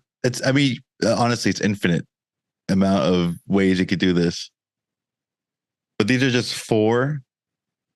And just think you can apply this to anything, any like arm of a character, or if it's not a character, it could be even objects like I don't know, tennis rackets, the way they swing them, the way the ball goes off the racket. Nice. And it's really also meant to show weight as well. That's the one thing I think I run into issues with. I haven't done enough things on is like one is the timing or stuff like that, but also doing the weight. Yeah. Can you do me a favor? Sure. At the top where you have your FPS, can you drop that to 12? Right across from your go to the right. There you go. Change that to 12. By the way, and to anyone listening, especially to teachers, when your student says it looks fine in Harmony, but when I export it, it's really fast. What he's changing is not the actual document. This is just how it's playing back right now. Coolness. So this is pretty much looking at it on twos without you actually setting it on twos. Oh yeah. Sweet. Okay, my favorite is probably the third one. That's usually me waking up for work. Love it. So I have one question I definitely want to throw your direction. Sure. I would be curious on with. See if I can do this real quick. Given the advances and availability of software and technology, would you say there has never been a better time in the history of animation for 2D animators to put out their own projects or products than there is right now? And if so, is that true or false? And if so, why? I think it's definitely true because of the amount of tools that we have. You could be a one-man studio. Like there's literally no excuse except laziness at this point not to make your own film. Like time, it'll still take the same, probably. Right. I mean, that's nothing you can speed up is the amount of time it takes to sit there and draw. Like you're not a robot. And people don't understand that. If they don't get instant results these days, they usually quit because everything else is so instant, you know? But this is like an art, like even for CG, it takes so much time to model and rig the character that animation part's easy. But there's so much work that goes into that character first that you can't rush, or else the second part won't work. But yeah, but even 2D rigging too. Like that most of the time is taken in setting up those characters that you're able to move around with such ease and have no problems. But there's always technical problems. But in short, yes, right now is probably the best time to be in 2D animation because of the tools available. Coolness. So I agree with that. It's not like the old days where you have to shoot on a camera. Yes. Well, what is it? Cellophane? Yes, on the painting on the cells, the ink and paint, and like, get that shipped in. And I think even the fact that is recent as the early 2000s. I remember teaching college, and where students were working on one of my students is a drummer, but he was trying to animate a drummer. I was like, well, dude, go check out a camera and shoot you some reference footage. The fact that we have cameras, video cameras on our phones, and it's like you just like what is this? It's so easy right now. Even I was looking up recently. There's some really cool stop motion things out there for the desktop, but I just found out. I know my kid was using this one piece, and I was like, this one piece of software. I was like, okay, well, what does the pro version do? I was like, wait, you can actually shoot 4K stop motion on your phone. I'm like, it's going like. Well, actually, I'm about to ask you something that I might not know. Does Harmony have a video import? Yes, it does. Does it have video capture? Video capture. Do video capture as in like if you're moving, does it actually match what you're doing? Well, no, not like that. So, let's say I have a webcam, and I'm having really trouble animating this shot because basically lack of reference. Let's say. Okay. So I animate. I take video of myself, and it captures in there, and it splices it up in 24 frames a second. Okay. Now it doesn't capture that I know of. Okay.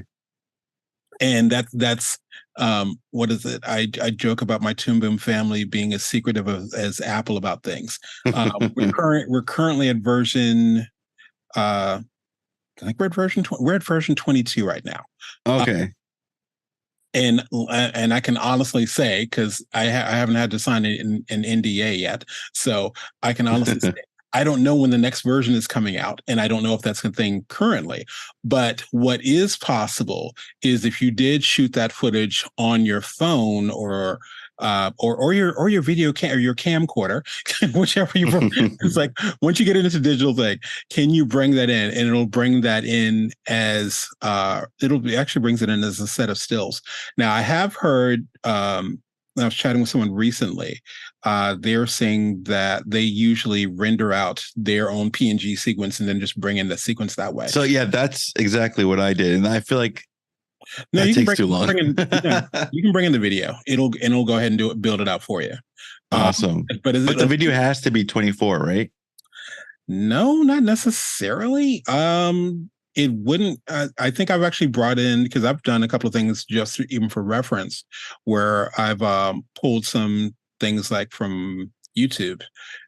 So even at 30 frames a second, and just kind of bringing it in and looking and seeing where my key shots were and everything. Oh, okay. Yeah, that's awesome. Because I remember I was doing this shot that had to reference a specific dance from a movie. So I remember clipping that part. I had to bring it into Adobe After Effects, render it out as an image sequence, then import that image sequence into Harmony. Yeah, you could have skipped the step. Like I said, when someone mentioned the whole thing of like, well, rendering it out, importing, I was like, well, I've never done that. So I just grab the video and bring it in and go, yeah, we'll go ahead and render that out for you. But yeah, it is in the same way that you see the drawing substitutions on the line right now. It'll be that exact same thing because it's bringing in the series of images. Gotcha. That's awesome. I mean, I guess the next step would be to have a built-in like video capture where it gets your webcam. Because I know in Storyboard Pro, you have a built-in audio recording. because I was teaching. My favorite thing to do when I'm teaching, whether it's a sound program or definitely when I'm teaching storyboard, I record a scratch track of a knock knock joke where you do the it's like knock knock, who's there? Like interrupting cow who? But you have the moo. Yeah. It's like just teaching how to cut it up, overlap it, and then even go in. There's even a pitch shift effect in Storyboard Pro, so you can drop it down so it sounds like a cow. Oh, nice. But yeah, I probably should do. I might actually do that tutorial next week. Just like these random things, like. But yeah, man, you can definitely do that, and I've only seen it once or twice where someone is like, "Hey, I don't understand why this isn't importing," but yeah, you should be able to import it pretty well and bring it in. Because if you go to, matter of fact, if you go to File, for me, can you go up there, go to File, and come down to Import? There you go. Okay. Yeah. So you could actually bring it in that way. That's interesting. I'm gonna do some crazy experiments now. I'm gonna start putting characters in old movies. Ooh, love it. Yeah, there was one of my favorite thing to do is go to like archive.org and bring up all the public domain 1940s health films on dating. I'm not making that up. I do have one of those. It is awesome. It's as awesome as it sounds. That is funny. Dude. Is there anything else you'd like to see? Anything else I would like to say? Yeah, I'll let me ask you a question. Well, do you consider yourself a character designer? That was my passion. Okay. So let me ask you this. This is because I see a lot of things going around right now. Again, talking about there's never been a better time. I have friends and colleagues that, in my opinion, they're doing these really dynamic, epic characters, and they're great. And in my head, I'm going, "You're animating this by yourself. You don't have a studio." So, but at the same time, you got people who are doing these little stick figures and stuff, and have millions of followers because they're knocking stuff out. Oh yeah. So I know exactly what you're talking about. If I said to you, give me your idea of a if I said we're going to do a limited, not necessarily, well, definitely cut out character, but how would you think about designing a limited character? What rules would you follow? Whether it's for, I don't know, whether we're talking about for like a kid show, like like Peppa Pig, or I don't know, on the slightly more complex, maybe South Park. I don't know. What ideas do you think of when you think of a limited character? I immediately think of attributes like hair. Make that super simple. Fingers, obviously. Go with the classic 4. It's and correct me if I'm wrong. Easier. Yeah, four is quick. 4 is faster than 5. Yeah, definitely. That one saves so much time. So if I was to do a character,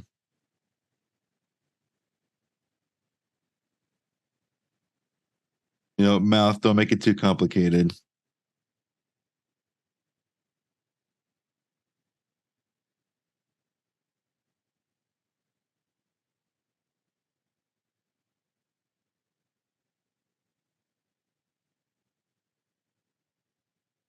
Almost looks like an older Dennis the Menace. I like that. I'm sorry. Who's Dennis the Menace? Oh, that's right. I forgot. I'm aging myself. It's like, what is it? I look back at I used to have a DVD of this. What's a DVD? Of the pilot episode of the Flintstones. And it looks so much like, especially the thicker lines and stuff like that, it looks like it could have been done in like an early version of Flash or something like that because of the thicker lines or something like that. But things like, good grief, Deputy Dog, Top Cat. I remember, what was it when Oh, sweet. Okay, I see where you're going there. Like that's a lot easier to do if you're just alone, and you don't have a team. You can't have like Nice. Disney style. What's it? My late great mentor, Mr. Lou Hertz, he used to say that anime has two phonemes, open and close. Yeah. That's why it's in so many languages. You are right about that. Yeah, that was that. Yeah, it's just that one thing of I kind of get on them, and evidently, I think I'm going to have to be one of the people that does this because I keep telling to simplify the character, because again, it's like a lot of times, and until we do hit, and somebody just hit the 1.5 billion. So until we do hit the Powerball and go, okay, great, I get to do what I want. Most of us still have that little either a day job or something like that. It's like, oh yeah, but you're doing this as your side passion. So, yeah. I mean, if anybody ever needs limited animation reference, Filmation. Ooh, yes. Okay. They were the kings in the 80s for limited animation. And if you could draw anywhere close to that, you can animate their style easy. Nice. So I'm sure you're familiar with, like, obviously He-Man and yes. Well, what else do they do? I'm trying to think it. Because I obviously She-Ra. They did.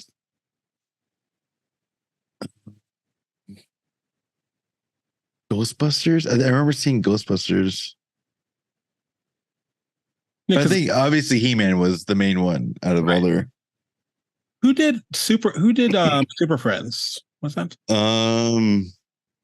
That's a good question. Okay, but yeah, make me start Googling.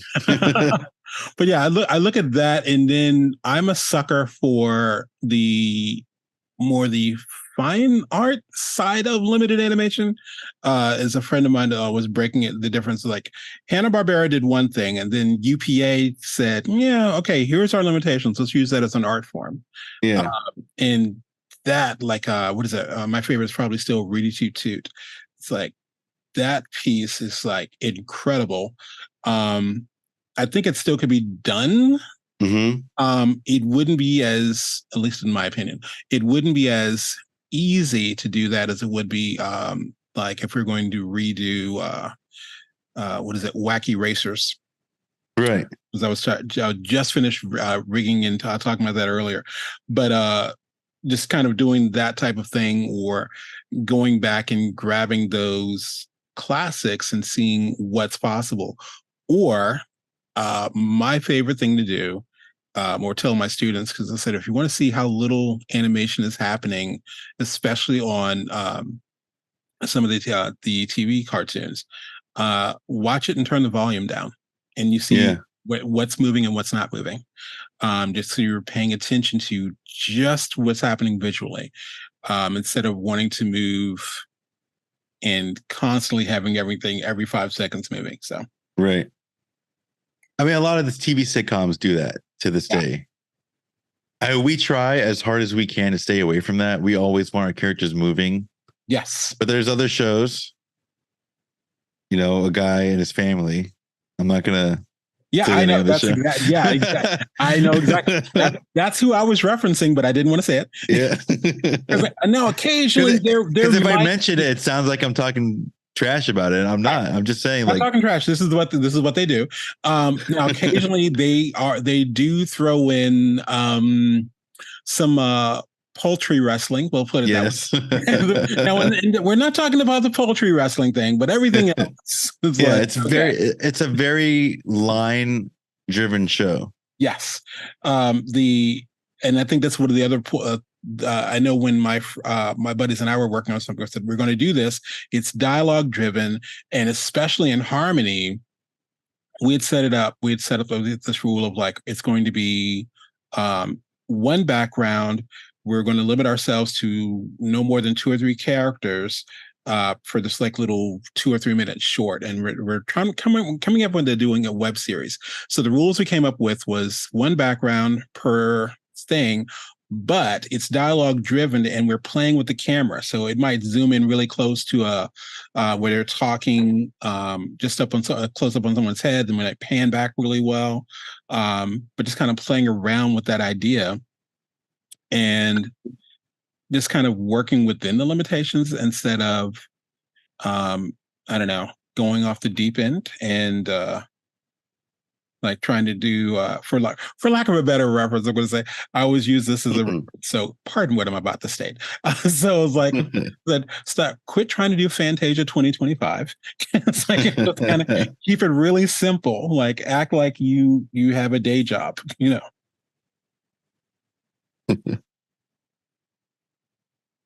So I'm going to draw this unnamed character. Okay.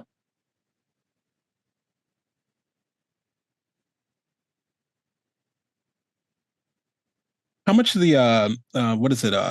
Lou, as Lou used to say, is off the shelf? Because I know you're not actually, you all don't actually do any of the quote unquote rendering, but I would think at this point there's not a lot that you have to recreate. Oh, you're talking about like recycled?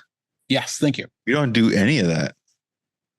Surprisingly, you would think Wow. they'd let us. Everything is, I mean, obviously some stuff like effects, if there's fire, if we could reuse, but usually fire and stuff is registered to backgrounds that need them. So we can't really use those. Right. And every shot is different. Like nobody ever walks like a side profile like this in the show. They're either walking away, walking towards, at an angle. Right. Or, you'll have that once in a while shot of them just walking on the sidewalk as they're talking. But even then, the camera's like this. Let's say this man and his wife. Cool. And, the background's panning this way. We still have to draw the up and downs and the shoulder movements. So like we have to basically almost reinvent the wheel every time. Interesting. Okay.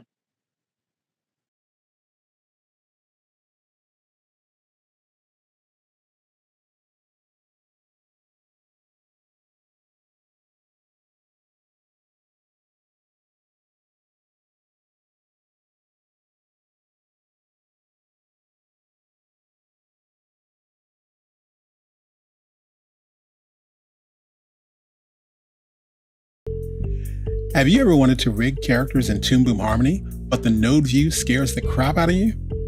Well, I'm hosting a mini workshop that might just be what you're looking for. My name is Tony Ross, and I'm the owner and creator of TonyTeach.com, where we specialize in taking programs that have a steep learning curve and teaching them in a way that's really comfortable for beginners and novices to catch on to. So, on Saturday, October 21st, from 9 a.m. to 12 p.m. Eastern Standard Time, I'm hosting a 3-hour workshop where I'll show you how to rig a simple stick figure in Harmony Premium from scratch. This demo will go over working with the node view, using pegs, and basic parent-child rigging. In addition to this, I'll show you how you can save out a blank rig so you can attach your own artwork to it later. Now, this event is held online, but it is taught live, so you can ask questions during the demo as well as during the Q&A afterwards. Can't make it at that time? No worries. The workshop will be recorded and made available to all who signed up for the workshop. Though this workshop isn't free, it is actually cheaper than my hourly rate. So, this will be the first in a series of workshops, and I'll later be showing more complex things like working with deformers and even master controllers. But I actually want to start teaching people the very basics of working in Harmony Premium and how far you can go down the rabbit hole, which is creating your own animations. Seating is limited, so sign up today. Hope to see you there.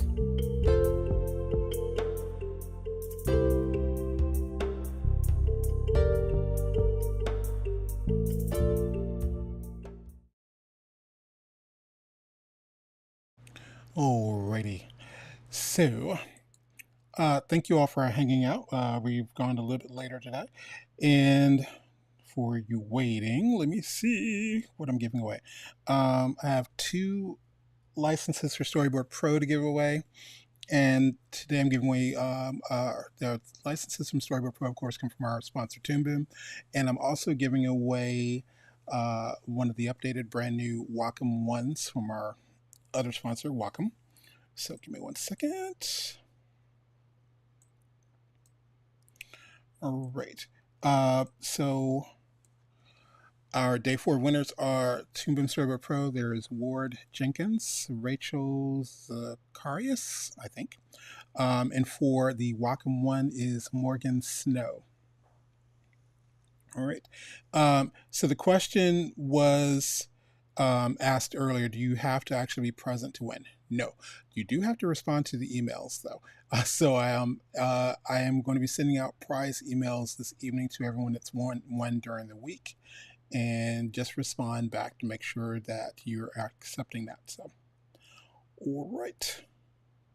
So again, that's Toon Boom Storyboard Pro. That's to Ward Jenkins and Rachel Zacharias. And for Wacom 1, we are giving away one to Morgan Snow. What was I going to say? Yeah. I think that was it I was saying. Anyway. Sorry, long day. Need coffee. All right. Thank you, Michael. Thank you, Tony. These interviews are a blessing. Thank you. I do appreciate that.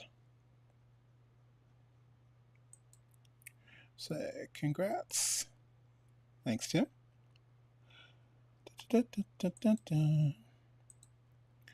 Great interview. Demo was mine. Yes, it was. Let me double check something. I am checking a theory on something because, as I said, a lot of the interviews, they are longer than just 45 minutes. I think, don't quote me, I think Mike's is actually longer than what you saw.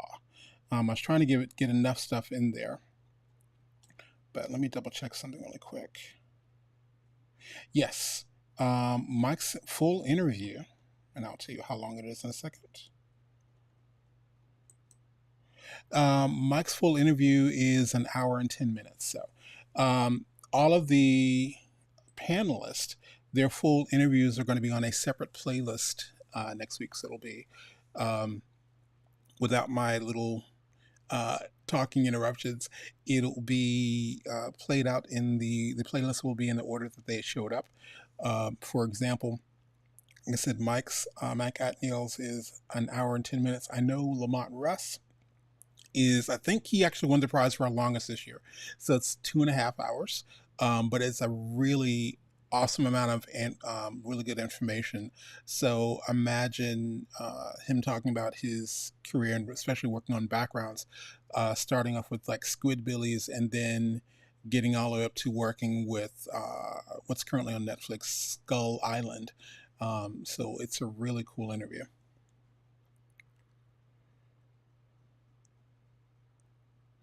All right. Thank you, Tony. My first ever summit, didn't know it existed. Well, thank you, Christian. I really appreciate that. Tony is trying something new and being a one-man shop, and actually I've got a little bit of help with automation and a little bit of AI this year. But like advertising and getting the word out, and this is also why I keep saying, hey, make sure you spread the word. Because on one hand, you're thinking, well, if more people know, then there's less chance of you to win a prize. But the cool thing is, if more people do know, then I can say to people like Wacom and Toon Boom, don't you want to give us more stuff to give away? So, as well as attract other people, shout out to, if you're listening, TV Paint, and I'm trying to think, there are a couple of other companies that I was thinking of. But getting people on board with throwing funds or even prizes our way. There are some voice talents that I really want. Like I said, there's a gentleman that I saw their pricing for digital events, and it was 30K. But I would say that, yeah, I would gladly spend it. Gargoyles. Anyway, so yeah, we're trying different things, and hopefully, I tried to say this last year. Hopefully, we'll actually be able to get grants of some sort next year to get even more people on. But a huge shout out to all of our panelists for volunteering their time. I know for a fact, and he doesn't mind me sharing this because he likes people sharing this information. Um, the last I checked with Mark Simon, his day rate was $850, and if I borrowed or if a company uses an hour of his time, he still charges them for half a day. So the fact that Mark has blessed us with his presence every year of the summit. We're in our 5th year. The fact that he's blessed us every year of the summit, hasn't once said, dude, you owe me, is awesome. So definitely check that out. He's always writing like custom stuff and just for the presentation. So it's really awesome. Anyway, I'm rambling. I'm extra motivated now. Cool. Awesome. We have had some people sign up for the workshop this coming weekend, this Saturday. And again, if you know someone that's been tempted to mess with Harmony, but the node view is scaring them, my specialty, and one of the reasons why I get hired by Toon Boom a lot to do fundamentals trainings, my specialty is working with beginners and getting them up to speed with that. And that's just with software in general. I once taught someone After Effects, and the only thing they knew prior was Microsoft Word.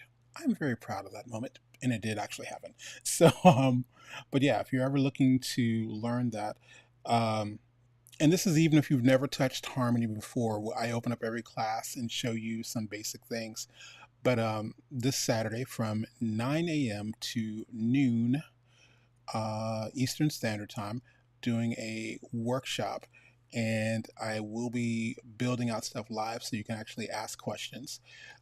It's not a class, it's more of a workshop. My classes are not that cheap, and they do have less seats, far less seats. That way I can actually get more concentration. But this is breaking down everything, and you also get a recording and the files from that. So I'm going to sign off now. And special shout out to especially any of the people who are doing traditional animation in Toon Boom Harmony and looking to do rigged stuff. Definitely pop by. So this has been Tony Ross for the 2D Animation Virtual Summit, signing off, and I will see y'all tomorrow for our last day. I can at least tell you before I sign off, we have Tim Giovanni going to be opening up, and my really good friend Mr. Ollie Putland coming on tomorrow. Dave Levy is going to be on. Elisa A. Lewis will be here, as well as Mike Morris. We're going to be doing some live storyboarding. So I think last year we just picked a crazy theme to actually do something with. So, but yeah, that will be happening tomorrow. So I'm going to run now. Mike, take care. Thank you. Appreciate it. You're welcome, Darren. Peace out. Coolness. All right, everyone. Have a good one. Have you ever wanted to rig characters in Toon Boom Harmony, but the node view scares the crap out of you? Well, I'm hosting a mini workshop that might just be what you're looking for. My name is Tony Ross, and I'm the owner and creator of TonyTeach.com, where we specialize in taking programs that have a steep learning curve and teaching them in a way that's really comfortable for beginners and novices to catch on to. So, on Saturday, October 21st, from 9 a.m. to 12 p.m. Eastern Standard Time, I'm hosting a 3-hour workshop where I'll show you how to rig a simple stick figure in Harmony Premium from scratch. This demo will go over working with the node view, using pegs, and basic parent-child rigging. In addition to this, I'll show you how you can save out a blank rig so you can attach your own artwork to it later. Now, this event is held online, but it is taught live, so you can ask questions during the demo as well as during the Q&A afterwards. Can't make it at that time? No worries. The workshop will be recorded and made available to all who signed up for the workshop. Though this workshop isn't free, it is actually cheaper than my hourly rate. So, this will be the first in a series of workshops, and I'll later be showing more complex things like working with deformers and even master controllers. But I actually want to start teaching people the very basics of working in Harmony Premium and how far you can go down the rabbit hole, which is creating your own animations. Seating is limited, so sign up today. Hope to see you there.